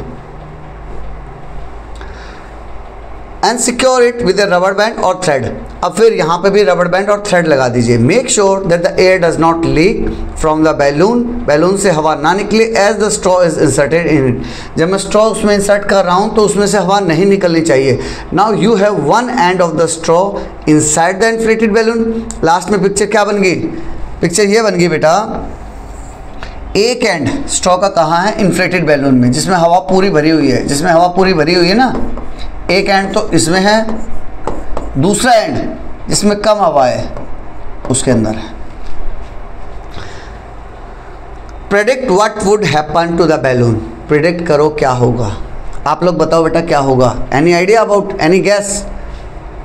आजकल का बच्चा इतना स्मार्ट है, वो बहुत पहले बता देगा, बोला सर प्रेशर डिफरेंस का डिफरेंस है तो क्या होगा, इसमें से हवा निकलेगी, स्ट्रॉ का यूज़ करते हुए इसमें हवा एंटर कर जाएगी, और मुझे नहीं लगता इसमें कोई डाउट है, तो नो नीड टू एक्सप्लेन। तो होगा क्या, observe what happens to both the balloon, did it happen as predicted, हाँ सर वैसा ही होगा कि इधर हाई प्रेशर है इधर लो प्रेशर है, तो हवा स्ट्रॉ का यूज़ करते हुए हाई प्रेशर से लो प्रेशर जोन में चली जाएगी, और तब तक जाएगी, कब तक जाएगी, जब तक दोनों का साइज़ बराबर ना हो जाए, तब तक जाएगी सर जब तक दोनों का साइज बराबर ना हो जाए। Do you observe any change in the size of the balloon, हाँ सर इसका साइज घटता जाएगा, इसका साइज बढ़ता जाएगा, कब तक जाएगा, जब तक दोनों बराबर ना हो जाए।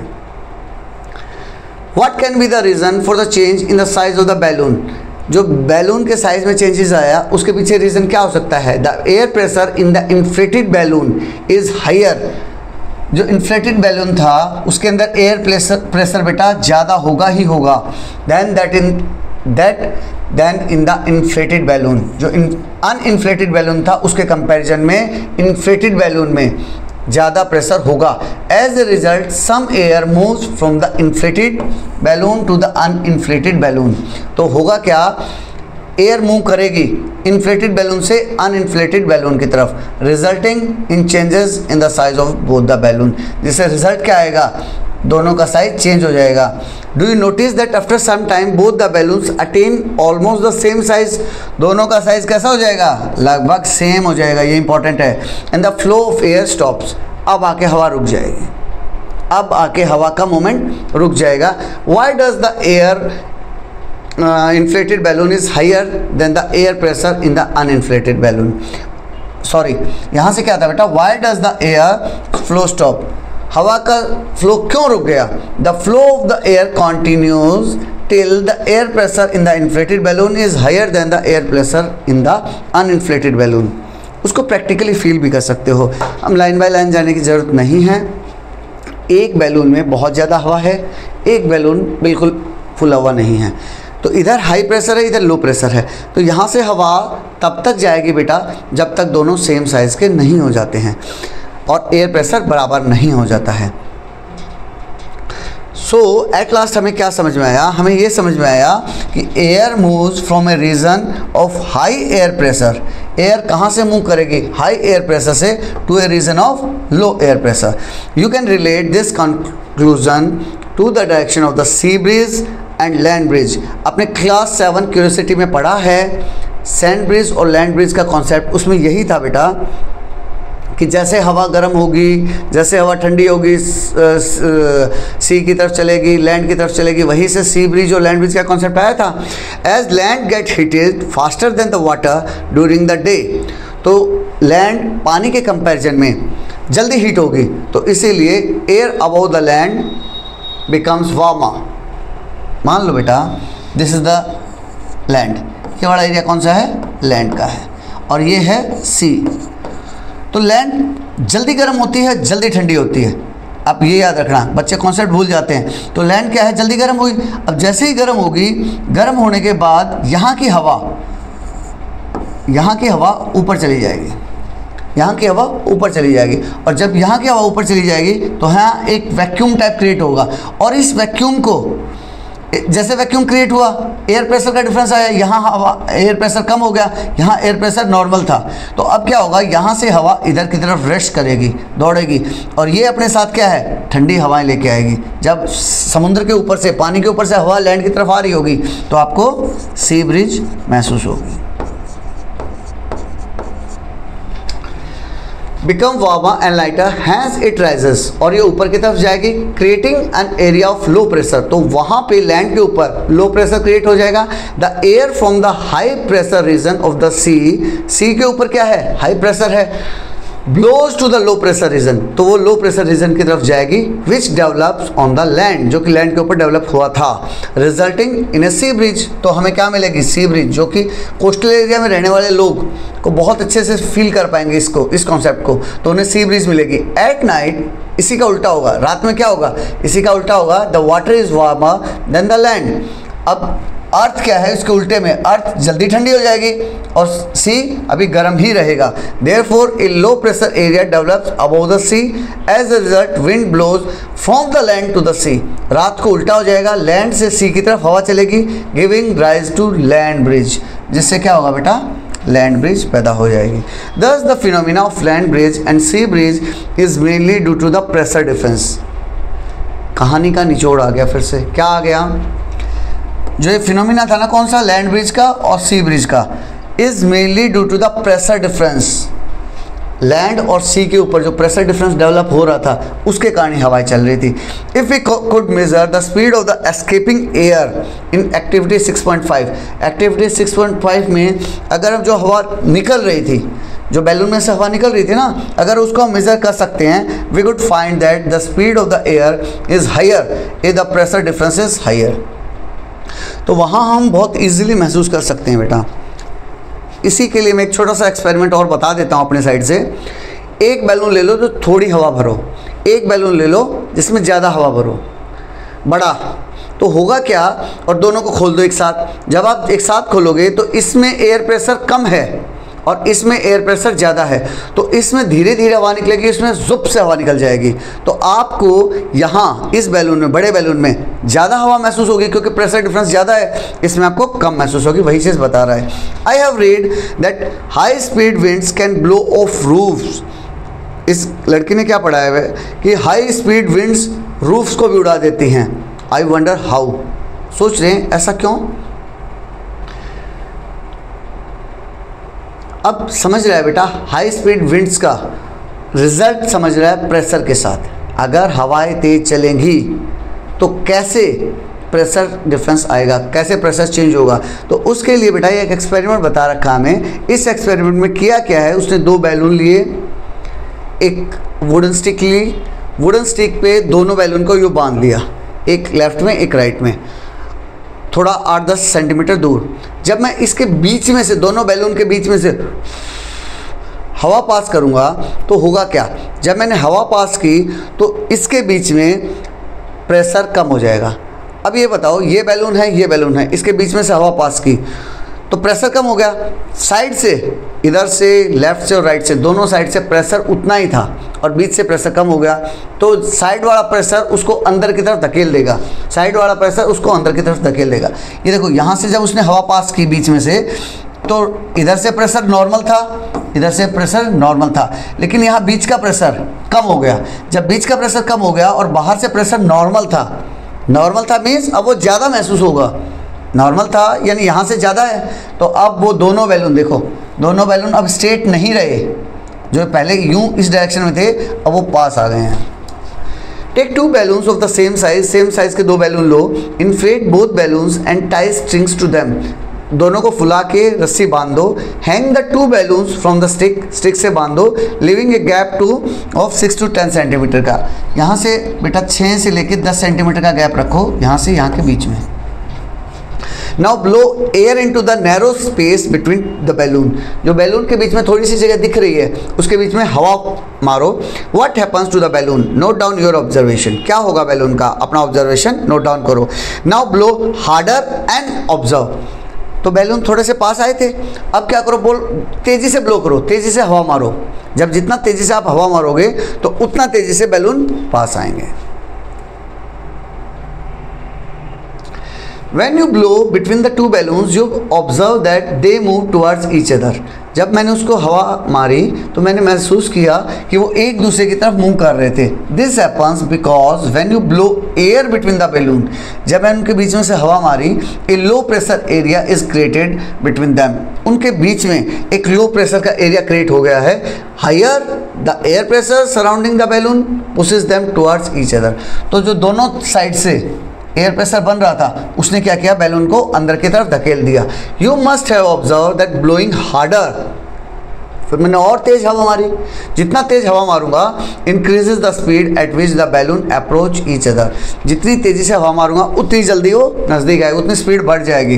What can you infer from this activity, इस एक्टिविटी से आपने क्या अंदाजा लगाया। We infer that high speed winds are accompanied by a reduced air pressure, हमने क्या अंदाजा लगाया बेटा कि हाई स्पीड विंड अगर होगी तो उतना ही एयर प्रेशर कम हो जाएगा। हमने यही तो समझा, जितना उसने तेज़ी से हवा ब्लो किया उतना ही प्रेशर कम हो गया। इसका मतलब ये दोनों चीज़ एक दूसरे के इन्वर्सली प्रोपोर्शनल हमने प्रूव कर दी। अभी ये उस डायग्राम पे आ गया, उस पिक्चर को पे आ गया जब घर की छत उड़ जाती थी। समझते हैं कैसे। When high speed winds blow over houses, जब तेज़ी से हवा बहेगी, बहुत तेज़ी से हवा, यहाँ से तेज़ी से हवा बह रही है, तो अभी अभी लास्ट उसमें हमने क्या समझा था, हवा तेज़ी से बहेगी तो क्या होगा, प्रेशर कम हो जाएगा। तो यहाँ मेरा प्रेशर, जो यहाँ मेरा क्या था बेटा प्रेशर, उस प्रेशर के साथ क्या होगा, वो डाउन हो जाएगा। लेकिन इस छत को एक फील करके देखो, ये छत है, इसके छत के ऊपर प्रेशर कम हो गया, लेकिन नीचे की तरफ से अगर मान लीजिए ये मैं छत मान लूँ तो नीचे की तरफ से क्या है, प्रेशर ज़्यादा है। प्रेशर ज़्यादा क्यों है, क्योंकि वो तो नॉर्मल ही है ना भाई, जो पहले था वही है, लेकिन ऊपर का प्रेशर कम हो गया तो मेरी छत उड़ जाएगी। वेयरएज इस केस में उसने क्या किया बेटा, इस केस में ध्यान से देखो आप डायग्राम को, खिड़की दरवाजे सब खोल दिए, दरवाज़ा खुला है, खिड़की खुली है, तो यहाँ क्या होगा, जब हवा आएगी तो प्रेशर कम होगा। हाँ सर होगा, तो मैंने प्रेशर को डाउन दिखा दिया, छत के ऊपर का प्रेशर कम हो गया, यहाँ छत के ऊपर का प्रेशर कम हो गया है। लेकिन जब हवा इसके अंदर से भी निकल जाएगी, इन दरवाजे खिड़कियों में से अंदर से होते हुए निकल जाएगी, जब क्रॉस कर जाएगी तो यहाँ भी हाई विंड्स आई, तो प्रेशर कैसा हो गया, यहाँ का प्रेशर भी कम हो गया बेटा, यहाँ का प्रेशर भी कम हो गया और ऊपर का प्रेशर भी कम हो गया। तो मेरी जो छत थी वो, उसके ऊपर ना तो ऊपर प्रेशर है ना नीचे प्रेशर है, कहीं प्रेशर नहीं है, तो प्रेशर डिफरेंस क्रिएट नहीं हुआ, और प्रेशर डिफरेंस क्रिएट नहीं होगा तो मेरी छत अब नहीं उड़ेगी। वही समझा रहा है। When high speed winds blow over houses, a low pressure area is created, तो ऊपर में एक लो प्रेशर का एरिया क्रिएट हो जाएगा। As high speed winds are accompanied by reduced pressure, हमने समझा कि हाई प्रेशर विंड्स अपने साथ क्या करती हैं, प्रेशर को घटा देती हैं। Therefore the air pressure above the roofs, roof के ऊपर वाला हिस्सा कम हो जाएगा। लोअर देन, किससे कम हो जाएगा, वो प्रेशर बिलो देम, जो कि नीचे के प्रेशर था वो नॉर्मल था। If the pressure difference is large, अगर ये प्रेशर डिफरेंस काफ़ी ज़्यादा बढ़ जाएगा, अगर ऊपर की हवाएं तेज होंगी, and the roofs are weak, और छत मेरी कमज़ोर है, जैसे यहाँ छप्पर वगैरह दिखा रखा है, they may be blown off, वो पूरी की पूरी उड़ जाएंगी। That is why it is safer to keep doors and windows of the house open during storms with high speed wind. तो जब भी हाई स्पीड विंड आ रही है तो उसने क्या किया, दरवाजे को खुला रखा, दरवाजे क्या खुली रखी तो अंदर भी हवा घुसेगी। When the same wind moves over the roofs and through the house, the pressure difference between inside of the house and over the roof is reduced to a large extent. This helps prevent the roofs from being blown off as shown in figure. तो उससे क्या होगा, छतें मेरी उड़ेंगी नहीं। You must have experienced that when high speed winds blow during storm, तूफान में जब हाई स्पीड विंड्स आती हैं, they are sometimes accompanied by thunder and lightning. अब यहाँ से बेटा नेक्स्ट कॉन्सेप्ट की तरफ ले जा रहा है आपको, थंडर और लाइटनिंग के बारे में। Let's learn about them. Storm क्या होते हैं, थंडर स्टॉर्म क्या होते हैं, एंड लाइटनिंग क्या होती हैं। स्टॉर्म मीन्स बेटा तूफान, थंडर स्टॉर्म थंडर के साथ स्टॉर्म, और लाइटनिंग जो बिजली कड़कती है उसे बताया है। Have you heard the sound of thunder and seen lightning during the rainy season?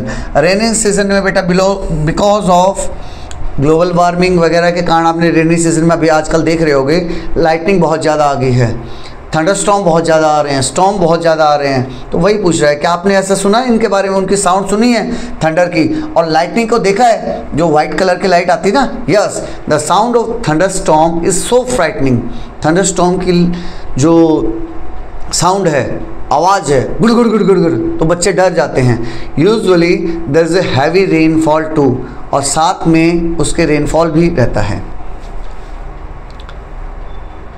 अब समझते हैं कैसे, ये जो चीज़ बता रहा है वो कैसे होगी उसको समझा रहे हैं बेटा। व्हेन लैंड गेट हीटेड, जब जो ज़मीन है वो गर्म होना शुरू होती है, the warm and moist air became being lighter, जो गर्म हवा होगी बेटा वो ऊपर की तरफ उठेगी, यूँ देख रहे हो, बीइंग लाइटर, हवा जो गर्म हवा है वो हल्की है और राइज करेगी, thereby creating a low pressure area. तो यहाँ क्या होगा, एक लो प्रेशर का एरिया क्रिएट हो जाएगा।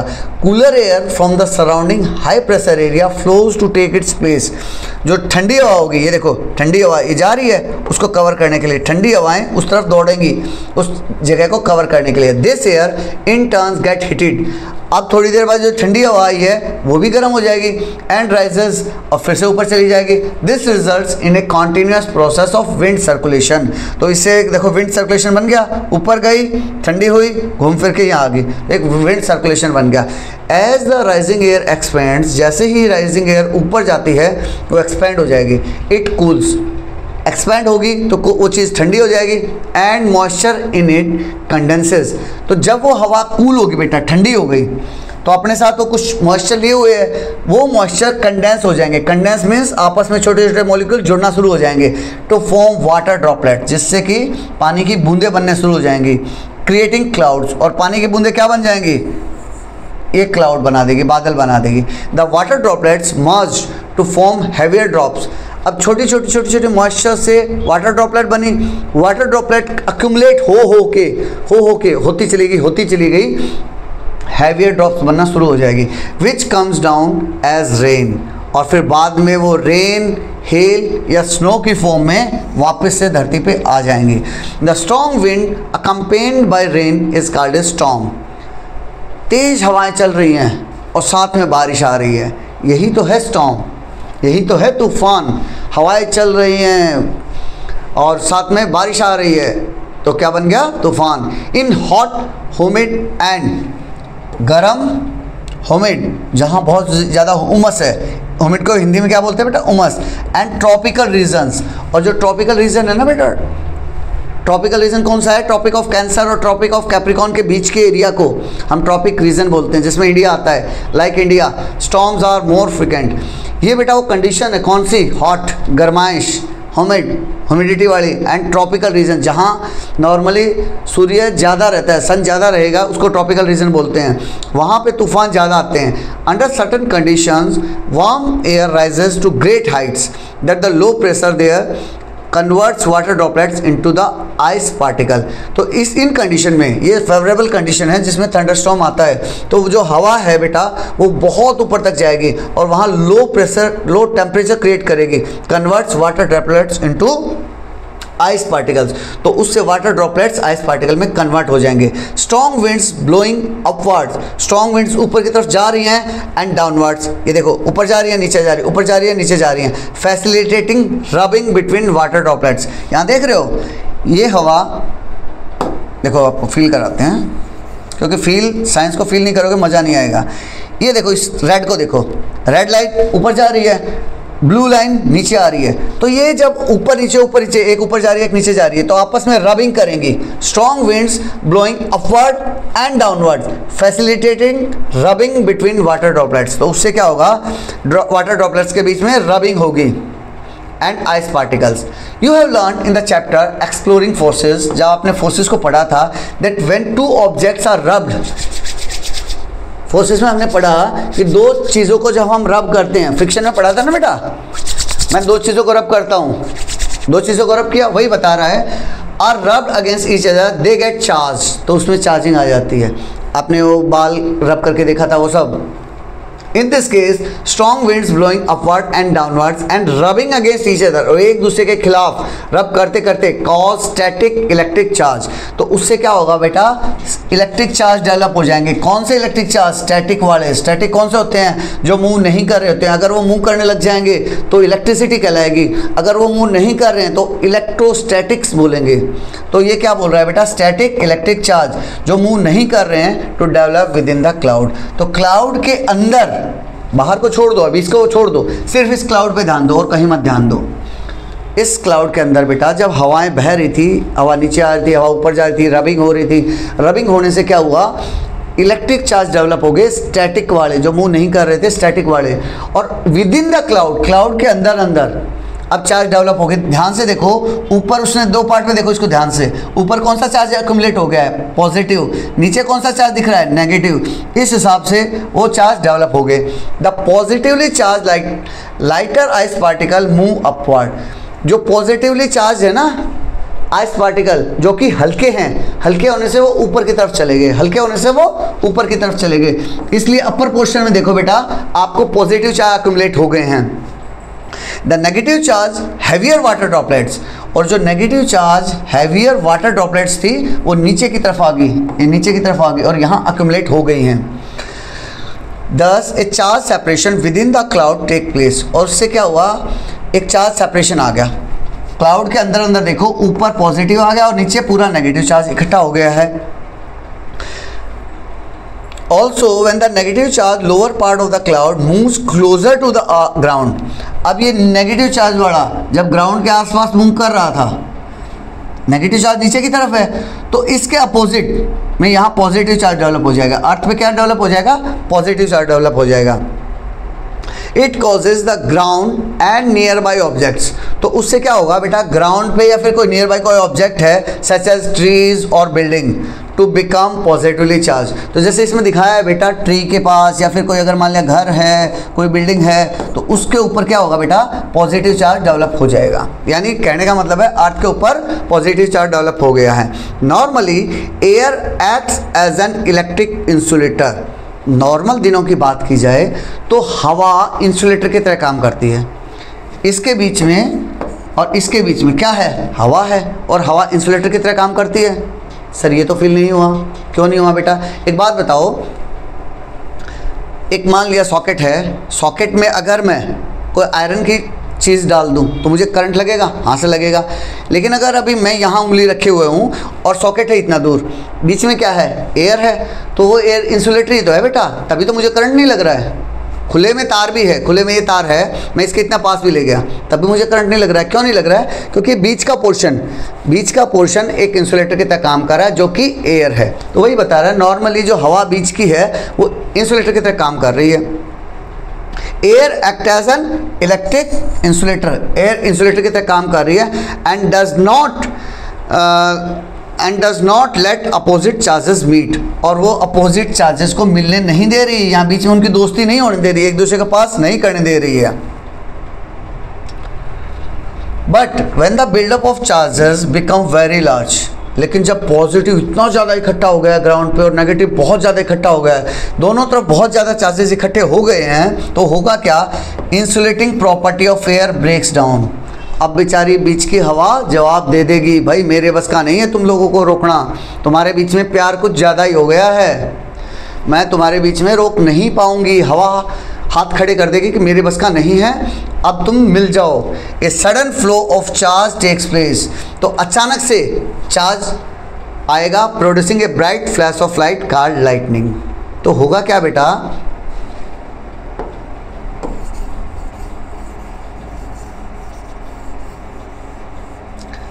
होगा क्या, बहुत तेजी से।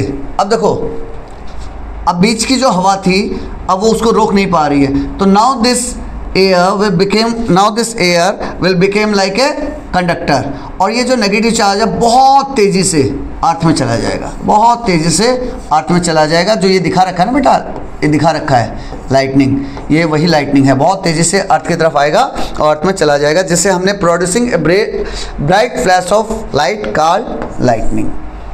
लाइटनिंग क्या होता है बेटा, ब्राइट फ्लैश ऑफ लाइट, जो आप सफ़ेद चमक देखते हो ना वही लाइटनिंग है। Lightning can occur as opposite charge collide within a cloud. अब लाइट सिर्फ और सिर्फ ये ऐसा नहीं है कि ज़मीन पे गिरेगी तभी लाइटनिंग है।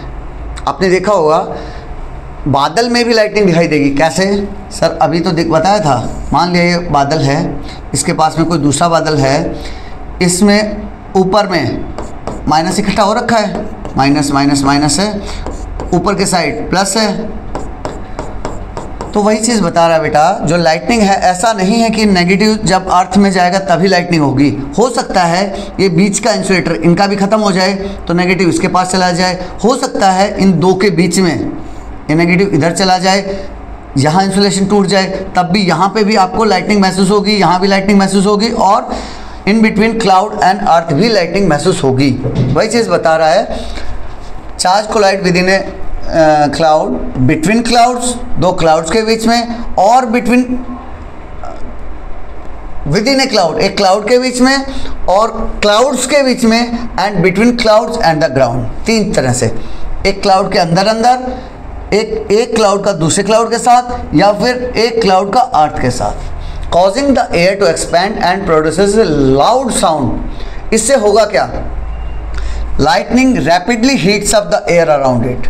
जब लाइटनिंग होगी, जब यहाँ लाइटनिंग गिर रही थी तो इसके आसपास में, इस एरिया में जितनी भी हवा थी, इस एरिया के आसपास में जितनी भी हवा थी वो अचानक से गर्म होगी, और ये हवा causing the air to expand, और जैसे गर्म होगी तो तेज़ी से फैलेगी, एक्सपैंड होगी, and produces a loud sound, और तेज़ी से आवाज़ आएगी, जिसे हमने उस साउंड को क्या नाम दिया, थंडर। बहुत तेज़ी से जो आवाज़ आ रही है उसको हमने नाम क्या दिया, thunder. A storm accompanied by lightning and thunder is called a thunderstorm।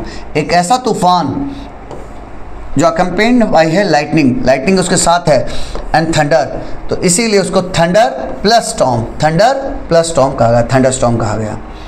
A step further, isolated and localized thunderstorm, isolated means अलग अलग, और localized thunderstorms can sometime occur in various region of India। India में आपने देखा होगा कि particular area wise thunderstorm आते हैं, उनको अलग अलग नाम दे दिया हमने। These thunderstorms are known by various names such as काल बॉय सखी in West Bengal। अलग अलग एरियाज में, वेस्ट बंगाल में उसे क्या नाम दिया गया बेटा, कल बॉय सखी। वेस्ट बंगाल में, बिहार में और झारखंड में इस नाम से जाना जाता है। एंड बोर्दो ज़िला असम में उसे बोर्दो ज़िला के नाम से जानते हैं। They occur before the arrival of the monsoon से पहले आते हैं, thereby helping kharif crops to grow, और खरीफ की फसल को उगने में हेल्प करते हैं। In Kerala, Karnataka and Tamil Nadu they are known as mango shower. Kerala, Karnataka और तमिलनाडु में उसे मैंगो शावर के नाम से भी जाना जाता है, because they support the ripening of mangoes.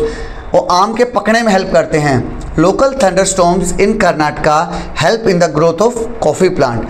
Karnataka में इसी टाइप से जो थंडरस्टॉर्म आते हैं उनका क्या हेल्प होती है, कॉफ़ी प्लांटेशन में, कॉफ़ी के प्लांट्स के बढ़ने में हेल्प करते हैं।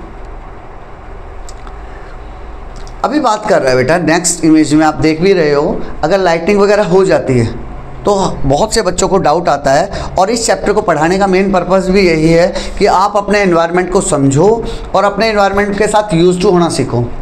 तो अगर लाइटनिंग आ रही है तो नॉट ओनली आप अपने आप को, दूसरों को भी बताओ कि this is the safe position, ये सेफ पोजीशन है। सेफ पोजीशन कैसे होगी, कैसे लेनी है, समझते हैं। Lightning can be dangerous, lightning खतरनाक हो सकती है। इट कैन इग्नाइट फायर्स, आग लग सकती है। डैमेज बिल्डिंग्स, बिल्डिंग बर्बाद हो सकती है। एंड कॉज सीवियर बर्न्स, और बहुत खतरनाक हम जल भी जाएं। और death in human and animal, और एक्सट्रीमिटी तक जाएं तो आदमी मर भी सकता है और जानवर भी मर सकते हैं। We must take necessary precaution, हमें प्रिकॉशंस लेने चाहिए। And protect our self from lightning, और अपने आप को लाइटनिंग से बचा के रखें। During lightning stay away from tall objects. देखो बेटा, होता क्या है नॉर्मल लाइफ में, जैसे ही लाइटनिंग हो रही है, बारिश आ रही है, तो हम भाग के पेड़ के नीचे जाके खड़े हो जाते हैं, बोला कम से कम भीगेंगे कम। लेकिन ध्यान करो, जैसे ही लाइटनिंग शुरू हो जाए तो अगर आप पेड़ के नीचे भी खड़े हैं तो बाहर आ जाओ, ग्राउंड के बीचों बीच आ जाओ, कोई बात नहीं, भीग जाओ, कुछ नहीं बिगड़ेगा। लेकिन टॉल ऑब्जेक्ट से दूर खड़े रहो। ये देखो, पेड़ वगैरह से दूर खड़े रहो। क्यों? क्योंकि पेड़ वगैरह पॉइंटेड ऑब्जेक्ट की तरह काम करते हैं, और ये रिसीव करेंगे लाइटनिंग। लेफ्ट राइट कहीं दूर भी गिर रही होगी तो भी वो उसको पॉइंटेड ऑब्जेक्ट अपनी तरफ अट्रैक्ट कर लेगा। और पता चला ग्राउंड में अगर आप खड़े थे तो बच गए, अगर पेड़ के नीचे खड़े होते तो उस पेड़ के साथ, जैसे पेड़ के ऊपर गिरता दिखा रखा है, आप भी मर सकते हो। During lightning stay away from tall objects, find a low lying open area, थोड़ा ओपन एरिया हो और थोड़ा नीचे की तरफ हो, low lying. And crouch down and minimise contact with the ground, crouch down इस पोजीशन में आ जाओ और अपना मिनिमम एरिया रखो, फैलना नहीं है, मिनिमम एरिया। उसने अपने आप को पूरा इस टाइप से कर लिया है। Do not lie down flat, ऐसे नीचे ज़मीन पे लेट नहीं जाना है, पूरा जैसे लेट जाते हैं ना उस टाइप से नहीं करना है। Avoid using an umbrella with A metallic road, umbrella अगर आपके पास है भी तो उसको साइड में रख दो। अगर लाइटनिंग होना शुरू हो गई है, एटलीस्ट उसको खोल के ऐसे पॉइंटेड, क्योंकि उसमें भी एक पॉइंटेड ऑब्जेक्ट होता है, एक ऐसे पॉइंटेड ऑब्जेक्ट रहेगा। If you are in water get out of it, if you are inside a bus और a car you are comparatively safer. अगर आप पानी में हो तो पानी से भी बाहर आ जाओ। If you are inside a bus और ए कार, अगर आप बस और कार में हो तो यू आर कंपैरेटिवली सेफर। क्यों सेफ हो? गाड़ी या कार आपके लिए एक इंसुलेटर बॉडी टाइप काम करेगा, जिसके टायर जो ज़मीन के साथ टच में हैं वो कंडक्ट नहीं करेंगे, और कंडक्ट नहीं करेंगे तो आप उसके अंदर ज़्यादा सेफ हो। तो अगर पॉसिबल हो सके आपके पास कार बस वगैरह खड़ी है तो जाके उसमें बैठ जाओ, वो ज़्यादा सेफ रहेगी। नेक्स्ट इज लाइटनिंग कंडक्टर के बारे में सिखाना चाह रहा है बेटा हमें। लाइटनिंग कंडक्टर, ये देखो, जैसे मैंने बताया, कोई भी पॉइंटेड ऑब्जेक्ट बहुत जल्दी लाइटनिंग को अपने पास बुला लेगा। अगर मान लिया लाइट यहाँ गिर रही होगी ना, यहाँ नीचे जा रही है और यहाँ लाइटनिंग वो है, तो वो इसको यहाँ ले लेगा, और यहाँ से के थ्रू, यहाँ से देखिए उसने उसको ग्राउंड कर रखा है, अर्थ के अंदर डाल दिया। यहाँ से कॉपर वायर यूज़ किया और अर्थ के अंदर डाल दिया। समझते हैं कैसे? Lightning conductor is a metallic road, ये क्या है? मेटालिक रोड है, मेटल की बनी हुई रोड है। Installed along the walls of the building, पूरी बिल्डिंग के साथ में लगा रखी है। ड्यूरिंग देयर कंस्ट्रक्शन, कंस्ट्रक्शन के टाइम में लगा देते हैं। One end of the road is pointed, road का जो ऊपरी हिस्सा है वो बिल्कुल ऐसे पतला सा होगा बेटा, यूँ पतला सा, जानबूझ के बनाया जाता है उसको पतला सा। This end is kept higher than the highest point of the building, building का जो सबसे ऊंचा पॉइंट है उससे ऊपर लगाना चाहिए इसे। The outer and of the road is buried, the other and of the road is buried deep in the ground, जो दूसरा एंड है उसको गहराई में जाके डाल दिया जाता है। The road provides easy path for the transfer of electric charge into the ground. अब होता क्या है ये समझ लीजिए, लाइटनिंग आई, ऊपर में बादल थे, ऊपर में बादल थे, ये अर्थ थी, अर्थ के ऊपर पॉजिटिव चार्ज डेवलप हो गया, क्लाउड्स के पास नेगेटिव चार्ज था नीचे की तरफ। तो अब इसके बीच का इंसुलेशन टूट गया, और इंसुलेशन के थ्रू, इंसुलेशन टूटते हुए अब वो अर्थ में जाना चाह रहा था, कंडक्ट होना चाह रहा था। अब ये बताओ इसके लिए ये वाला रास्ता आसान है या ये वाला रास्ता? सर ये वाला रास्ता आसान है, क्यों? क्योंकि यहाँ पहले तो पॉइंटेड ऑब्जेक्ट है, पहले क्या है बेटा?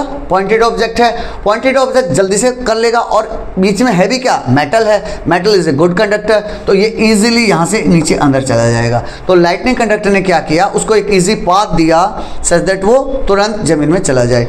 तो इसीलिए, और होगा क्या? इससे मेरी पूरी बिल्डिंग बच जाएगी, मेरी पूरी बिल्डिंग सेफ रहेगी। नेक्स्ट है बेटा, इसका साइक्लोन फॉर्मेशन के बारे में समझेंगे। साइक्लोन मीन्स हिंदी में बोलते हैं चक्रवात। चक्रवात जिसमें चक्कर बनेगा और बहुत तेज़ी से बारिश, थंडरस्टॉर्म, ये सब आएंगे। थंडरस्टॉर्म एक छोटा वो है बेटा, साइक्लोन है एक बड़ा एरिया कवर करता है, काफ़ी बड़े एरिया को कवर करता है। अभी जैसे जैसे ग्लोबल वार्मिंग आ रही है तो आपने देखा होगा एनुअली आपको रेगुलर, अभी पश्चिम बंगाल में आ रहा है, जहाँ भी, कभी केरला में आ रहा है, कभी गुजरात में आ रहा है, ये सब चीज़ें आपको देखने को मिल रही हैं। क्यों मिल रही हैं? Because of the global warming and all. अब समझते हैं साइक्लोन कैसे फॉर्म करता है। साइक्लोन्स आर लार्ज स्टॉर्म, बड़े लेवल का स्टॉर्म है, that forms our warm ocean water, जो कि कहाँ बनता, कहाँ है? गर्म ओशन वाटर के ऊपर, समुद्र के ऊपर बनता है। As the ocean water gets heated, ocean water गर्म होगा, the warm and moist air above it rises. हमने अर्थ में भी देखा, हवाओं के फॉर्मेशन में भी समझा, अब साइक्लोन में भी वही चीज़ हो रही है। जो हवा, गर्म हवा होगी और मॉइस्ट हवा होगी, वो ऊपर की तरफ बढ़ेगी। जैसे गर्म हवा होगी ऊपर की तरफ जाएगी। As the moist air rises the water vapour condenses to form rain drops, और जब वो ऊपर जाएगी तो मॉइस्ट एयर ऊपर जाएगी, वाटर वेपर कंडेंसेस, ऊपर जाके वाटर वेपर कंडेंस हो जाएंगी, जिससे कि रेन ड्रॉप्स बन जाएगी। We know that during evaporation water takes up heat to change into vapour. हमने क्या देखा बेटा? इवापोरेशन के टाइम में वाटर टेक्स अप हीट, पानी हीट को लेता है to change into vapours, vapours में कन्वर्ट करने के लिए। When this water vapour condenses into rain drop, जब वाटर कंडेंस होगा रेन ड्रॉप्स में, heat is release back into the atmosphere, heat को वापस एटमॉस्फेयर में छोड़ दिया जाएगा। This causes further warming of the ascending air, तो इससे और ज़्यादा फर्दर वार्मिंग होगी, और ज़्यादा जो हवा ऊपर आ रही थी ना वो और गर्म हो जाएगी, leading it to rise even further, और ऊपर उठेगी। अब जितनी गर्म होगी वो उतनी ऊपर जाएगी, creating an even lower pressure, उससे प्रेशर और ज़्यादा हो गया। मतलब आप देखो एक्सट्रीमिटी समझा रहा है। जब हम, मोटे तौर पे आप ये समझ लो बेटा, जब हम लैंड ब्रिज और सी ब्रिज समझ रहे थे, वही वाला कॉन्सेप्ट है, बस वही वाले कॉन्सेप्ट को अब बड़े एरिया पे समझाने की कोशिश कर रहा है कि जैसे जैसे हवा ऊपर जा रही थी, अब वो और गर्म हुई तो और ऊपर जाएगी, और गर्म होगी तो और ऊपर जाएगी। उस हिसाब से उसका एक्सट्रीमिटी समझा रहा है कि साइक्लोन कैसे बड़ा बनता जाएगा, creating an even lower pressure, और लोअर प्रेशर हो जाएगा। Air from the surrounding region rushes in and it to start rising, और जो साइड से हवाएं होंगी और तेज़ी से एंटर करेंगे। Earth rotation causes the moving air to spin. अब क्या होगा, जो हवा अंदर तो बह रही थी, साथ के साथ अभी इतने बड़े एरिया पे कवर हो रहा है, तो साथ में एयर का रोटेशन भी इसमें इन्वॉल्व हो जाएगा। एयर का रोटेशन कैसे इन्वॉल्व हो जाएगा बेटा? Earth rotation causes the moving air to spin. अब जो हवा थी वो घूमना शुरू कर देगी। यहाँ आप देख पा रहे हो, ये देखो लो प्रेशर का एक आई टाइप, इसको आई बोलते हैं, साइक्लोन की आई बोलते हैं, जहाँ लो प्रेशर एरिया है। लो प्रेशर एरिया में से हाई प्रेशर एरिया से देखो हवाएं रश कर रही हैं। दिस साइकिल इज रिपीटेड, यही साइकिल बार बार रिपीट होती रहेगी, resulting in the creation of very low pressure. और उससे क्या होगा, सेंटर में बहुत ही कम प्रेशर आ जाएगा, with high spin winds revolving around. और स्पिन के कारण ये देखो डायरेक्टली नहीं आ रही है, यूं नहीं आ रही है, ये डायरेक्टली हवा यूं नहीं आ रही है, इसने क्या किया, उसको स्पिन दिया है, कर्व दिया है। This cycle is repeated, resulting in the creation of a very low pressure area with high speed winds revolving around it. High speed wind उसके चारों तरफ घूम रही है। This spinning system of clouds, यहाँ साइक्लोन की डेफिनेशन आ गई बेटा, अच्छे से नोट डाउन कर लीजिएगा अपनी नोटबुक में। This spinning system of clouds, winds and rain is called a cyclone. यह जो घूमता हुआ क्लाउड्स का, विंड्स का और रेन का नॉर्मल कॉम्बिनेशन देख रहे हो, इसी को साइक्लोन कहा गया है। In a cyclone the region of lowest pressure is at the centre. हमने देखा कि सेंटर पे क्या था, लोवेस्ट प्रेशर था, known as the eye of the cyclone. MCQ में आ सकता है आपके कि आई ऑफ द साइक्लोन क्या होगा, या फिर ऐसा आएगा हाईएस्ट प्रेशर कहाँ होगा, लोएस्ट कहाँ होगा। तो लोएस्ट प्रेशर बेटा उसके सेंटर पे होगा, जिसे हमने आई ऑफ द साइक्लोन कहा है। At the eye of the cyclone the wind is काम, वहाँ पे हवाएं बिल्कुल शांत होंगी। सोचो कितना तूफान मचा रखा है, लेकिन अपने अंदर में वो बिल्कुल शांत है। जैसे प्रिंसिपल साहब नहीं होते स्कूल में, अंदर से वो बहुत शांत होते हैं, लेकिन जब एक राउंड के लिए निकलेंगे ना, हाँ ये क्या है, किस लिए कर रहे हो, क्यों कर रहे हो, तो ऐसा नहीं है, वो रियली में बहुत गुस्सेल हैं। उन्हें कंट्रोल करना है सबको बेटा, इसीलिए वो इतने शांत हैं। But the surrounding reason experience strong winds, तो होगा क्या, बीच में तो बिल्कुल शांत है, लेकिन जो सराउंडिंग रीजन होगा वहाँ पे बहुत ज़्यादा तेज़ हवाएं चल रही होंगी, बहुत रेनफॉल चल रहा होगा। As a cyclone move from the ocean toward the land, जैसे जैसे ओशन से लैंड की तरफ बढ़ेगा, इट जनरेट्स हायर विंड, और उससे होगा क्या, ये देखो ये इस टाइप की पिक्चर्स देखिए आपने बेटा, तो होगा क्या, it generates higher wind speeds compare to the wind speed produce by regular thunderstorm. तो रेगुलर थंडरस्टॉर्म के कंपैरिजन में बहुत तेज हवाएं चलेंगी। Once the cyclone reaches land, धीरे धीरे समुद्र से जब ये लैंड के ऊपर आएगा, the source of moist air is cut off. अब वहाँ नीचे से ये देख रहे हो, ये देखो स्पिन बन रहा है, यहाँ क्या है, आई ऑफ द साइक्लोन है, और आसपास में बहुत तेज हवाएं चल रही है, तूफान चल रहा है। तो जब ये लैंड के ऊपर आया, ऐसे मूव करते करते लैंड के ऊपर आया, तो लैंड के ऊपर आने के बाद अब इसको नीचे से जो मॉइस्ट एयर की सप्लाई मिल रही थी वो कट ऑफ हो गई है, and it gradually loses its strength. Gradually का मतलब धीरे धीरे अपनी स्ट्रेंथ खो देगा। इसीलिए आपने देखा होगा जब वो सी शोर से टकराता है, केरला, गुजरात या फिर वेस्ट बंगाल, इस जगह के सी शोर से टकराता है, तो वहाँ सबसे खतरनाक डिस्ट्रक्शन देगा। जैसे जैसे वो मूव करेगा आगे आगे, धीरे धीरे कमज़ोर होता जाएगा और एट लास्ट वैनिश हो जाएगा। Even as a cyclone loses is strength while travelling on our land, जैसे जैसे लैंड के ऊपर मूव करता है, it leaves behind a trail of destruction, बहुत सारा डिस्ट्रक्शन छोड़ते हुए जाता है। दैट कैन टेक मंथ्स और इवन ईयर्स टू रिपेयर, वो महीने या कई बार सालों लग जाते हैं रिपेयर होने में। Cyclones can be extremely destructive, बहुत ही खतरनाक डिस्ट्रक्टिव हो सकते हैं। For example the Amphan cyclone in 2020 had peak winds speed of 270 kilometre. सोचो 270 किलोमीटर की हवाएं चल रही थी 2020 में, जो एम्फन साइक्लोन आया था तब। Strong winds during a cyclone push ocean water towards the shore, हवा जो तेज हवाएं चल रही हैं बेटा, वो क्या करती है, ओशन वाटर को पुश करती हैं शोर की तरफ, creating a wall of water that can be as high as 3 to 12 metres, और इतने 3 से लेकर 12 मीटर की दीवार टाइप बन जाएगी आपके सामने। This surge of water can flood coastal areas, तो उससे क्या होगा बेटा, कोस्टल एरिया में बाढ़ आ जाएगी, and even areas far from the sea, और जो समुद्र से बहुत दूर है वहाँ तक भी बाढ़ पहुँच सकती है।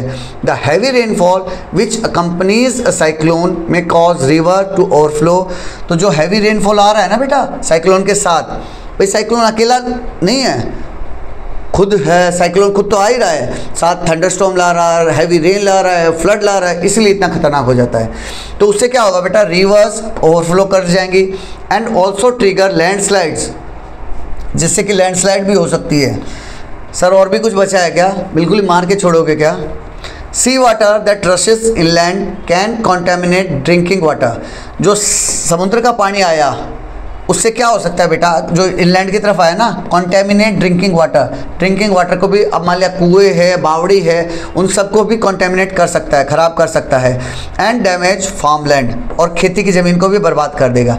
The salt in sea water can make soil less fertile, अब समुद्र का पानी मेरी ज़मीन में आ गया तो मेरी ज़मीन कैसी हो जाएगी, लेस फर्टाइल हो जाएगी, जिससे मेरी अफेक्टिंग क्रॉप्स, मेरी क्रॉप्स को अफेक्ट करेगा। रोड्स में get blocked due to the fallen trees and debris, अब इसके इम्पैक्ट बता रहा है क्या क्या होगा, रोड ब्लॉक हो जाएंगे, क्यों, क्योंकि पेड़ गिर जाएंगे बहुत सारे, और डेब्रीज बहुत सारा इधर उधर का कूड़ा कचरा आ जाएगा। Making it difficult for help to reach the affected areas, मान लिया कोस्टल एरिया में तूफान आ गया और सब कुछ बर्बाद हो गया, तो अब रोड भी बंद हो जाएंगे बेटा, पेड़ वगैरह गिरने से। तो कोई अगर मान लिया डिस्ट्रिक्ट हेडक्वार्टर की तरफ से, स्टेट हेडक्वार्टर की तरफ से कुछ हेल्प आ रही होगी तो वो भी नहीं पहुंच पा रही, making it difficult for help to reach the affected areas. Affected area में हेल्प भी नहीं पहुंच पा रही है। Power outage can last for days. अब एक बात बताओ, क्या पेड़ ही गिरेंगे क्या? पोल्स, इलेक्ट्रिक पोल्स भी तो गिरेंगे। तो इसीलिए पावर आउटरेज भी हो जाएगी, पावर सप्लाई भी नहीं आएगी, आपके मोबाइल फ़ोन भी चार्ज नहीं होंगे, घर में सप्लाई भी नहीं है, disturbing emergency services and daily life. और emergency services as well as आपकी डेली लाइफ भी बर्बाद हो जाएगी। How can we protect our self during cyclone? ठीक है सर, आपने डरा तो दिया, डर गए हम, अब बता कुछ सॉल्यूशन भी बता दो। चलिए डिस्कशन कर लेते हैं। It is important to stay updated on weather reports. तो बेटा स्पेशली मैं आपको एक एडवाइस करूँगा, छोटी सी एडवाइस है, अपने फ़ोन वगैरह में एक एप्लीकेशन डाउनलोड करके रखिए, स्पेशली रेनी सीजन में, जो नोटिफिकेशन उसके अलाउ रखिए। इन केस इस टाइप का कुछ भी इंटरनेशनल मेट्रोलॉजिकल डिपार्टमेंट अगर कुछ भी अपडेट कर रहा हो तो आपके पास मैसेज के फॉर्म में आ जाए, या फिर वेदर रिपोर्ट्स देखते रहो। एंड पीरियोडिकल अलर्ट्स देखो, and warning issued by the IMD, Indian meteorological department. IMD जो वार्निंग इशू करता है ना, आजकल बेटा पहले टाइम में साइक्लोन इन सब के बारे में, स्टॉर्म वगैरह के बारे में पता नहीं चलता था। अभी क्या है, सैटेलाइट्स वगैरह इतने आ गए हैं, हम बहुत पहले पता चल जाता है कि इस कोस्टल एरिया से इस टाइम इस दिन ये साइक्लोन टकराने वाला है, तो हम वेल इन एडवांस प्लान कर सकते हैं। Thanks to the weather monitoring satellites today we can track cyclones and predict their path. इन सैटेलाइट्स के कारण हम साइक्लोन्स को ट्रैक कर सकते हैं और उनके पाथ के बारे में प्रिडिक्शन लगा सकते हैं। थोड़ा बहुत लेफ्ट राइट हो जाता है लेकिन प्रिडिक्शन लगा सकते हैं। Helping us reduce there impact on life and property, जिससे हम रिड्यूस कर पाएंगे उनका इम्पैक्ट जो हमारी लाइफ के ऊपर और प्रॉपर्टी के ऊपर पड़ेगा। Several national and international organiser work together to monitor cyclone related disasters. बहुत से नेशनल या इंटरनेशनल ऑर्गेनाइजेशन काम कर रहे हैं बेटा, उनको मॉनिटर करने के लिए, और एक साथ काम कर रहे हैं कि इस टाइप के डिज़ास्टर ना आए। You must have heard about NDRF, SDRF, IMD, ये सब अब क्लब टुगेदर होके काम कर रहे हैं। If you live in a cyclone prone area, अगर आप एक साइक्लोन प्रोन एरिया में रह रहे हैं, keep an emergency kit ready with essential item. एक एमरजेंसी किट रखिए। एमरजेंसी किट में क्या क्या होना चाहिए? एमरजेंसी किट में बेटा थोड़ा बहुत खाने पीने का सामान है, आपकी फर्स्ट एड किट है, टॉर्च है, उस टाइप की चीज़ें आप एक एमरजेंसी किट तैयार रख सकते हैं। During a cyclone quickly move to a nearby designated cyclone shelter. जैसे ही साइक्लोन आ जाता है तो बेटा गवर्नमेंट आपको बताएगी कि साइक्लोन आने वाला है, तो तुरंत मूव कर जाओ। कहाँ? एक डेजिग्नेटेड साइक्लोन शेल्टर में। गवर्नमेंट बता के रखेगी कि यहाँ साइक्लोन का इम्पैक्ट कम होने वाला है, दिस बिल्डिंग इज़ सेफ, तो वहाँ अपना मूव कर जाओ। एट द लास्ट सारे उसको रैप अप कर रहा है बेटा, कैसे कैसे सारे काम होंगे। हुआ क्या? स्टार्टिंग में साइक्लोन का फॉर्मेशन समझा रहा है, वार्म एयर राइजर्स। हमने नॉट ओनली साइक्लोन में, विंड में भी ऐसे ही देखा था, लेकिन साइक्लोन क्या है, उसका एक्सट्रीम फॉर्म है, उसमें भी ऐसे ही हुआ। वार्म एयर राइजर्स, गर्म हवा ऊपर उठी, creating a low pressure area. तो बीच में एक लो प्रेशर एरिया बनना शुरू हो जाएगा, क्योंकि गर्म हवा ऊपर जा रही है, गर्म हवा ऊपर जा रही है। Cool air rushes to occupy the low pressure area. तो साइड से लेफ्ट राइट चारों तरफ से हवा उसके अंदर की तरफ जाएगी, उस लो प्रेशर एरिया की तरफ। वार्म एयर राइजेस, ऊपर जाएगी, कूल हो जाएगी, ऊपर जाके एक्सपेंड होगी, एक्सपेंड होके कूल हो जाएगी, and the water vapour condense. और जब ठंडी हो जाएगी तो जो उसके अंदर वाटर वेपर्स है ना बेटा, वो कंडेंस हो जाएंगे टू फॉर्म क्लाउड्स। इसी तरीके से क्लाउड्स का फॉर्मेशन होता है। यहाँ तक हम क्लाउड का फॉर्मेशन समझ चुके हैं। Bigger water drops in the clouds fall to the ground as rain, hail और स्नो। अब ऊपर में क्लाउड फॉर्मेशन स्टार्ट हो गया है, जब वो और कंडेंस होगी और कंडेंस होगी और कंडेंस होगी, तो वो इतनी भारी हो जाएगी कि अब वो अपना वेट नहीं सहन कर पाएगी, तब वो रेन, हेल या स्नो की फॉर्म में ऊपर से नीचे आ जाएगी। Positive and negative charges are created in the clouds. अब क्लाउड्स में जैसे हमने देखा कि हवाएं ऊपर भी जा रही थी और हवाएं नीचे भी जा रही थी, तो उसमें क्या होगा, इन दो के बीच में यहाँ रबिंग होगी, फ्रिक्शन आएगा, और जब ये रबिंग होगी तो strong winds blowing upwards and downward, तो positive and negative charge develop हो जाएंगे। जब रबिंग हुई तो आयंस बने तो वो डेवलप हो जाएंगे इलेक्ट्रिक चार्जेस। व्हेन पॉजिटिव और negative charge meet they cause lightning. अब पॉजिटिव और नेगेटिव चार्ज जब मिलेंगे तो उससे क्या होगा बेटा, लाइटनिंग पैदा होगी, जिसे हम बिजली गिरना कहते हैं। लाइटनिंग में occur with in a cloud. Lightning एक ही क्लाउड के अंदर हो सकती है, बिटवीन क्लाउड्स, दो या दो से ज़्यादा क्लाउड के बीच में आपस में खेल रहे हैं वो, या फिर एक क्लाउड एंड द ग्राउंड, और क्लाउड से ज़मीन की तरफ भी आ सकती है। Under certain weather condition storm में डेवलप इनटू साइक्लोन्स। ऐसी कंडीशन जब बार बार रिपीट करती जाएगी तो क्या होगा बेटा, स्टॉर्म में डेवलप इनटू द साइक्लोन। जो अब तक स्टॉर्म था अब वो साइक्लोन बन गया है। विद दिस हमारा ये चैप्टर यहाँ ख़त्म हो रहा है। हम 6 चैप्टर कर चुके हैं। अगर आपको सब समझ आ रहा हो तो लाइक, शेयर एंड सब्सक्राइब कर दीजिएगा, बिकॉज ये नई किताब है, इसके वीडियोस अभी यूट्यूब पे आए नहीं हैं, तो किसी की हेल्प हो जाएगी। With this I am Sandeep Sharma signing off. जय हिंद, जय भारत।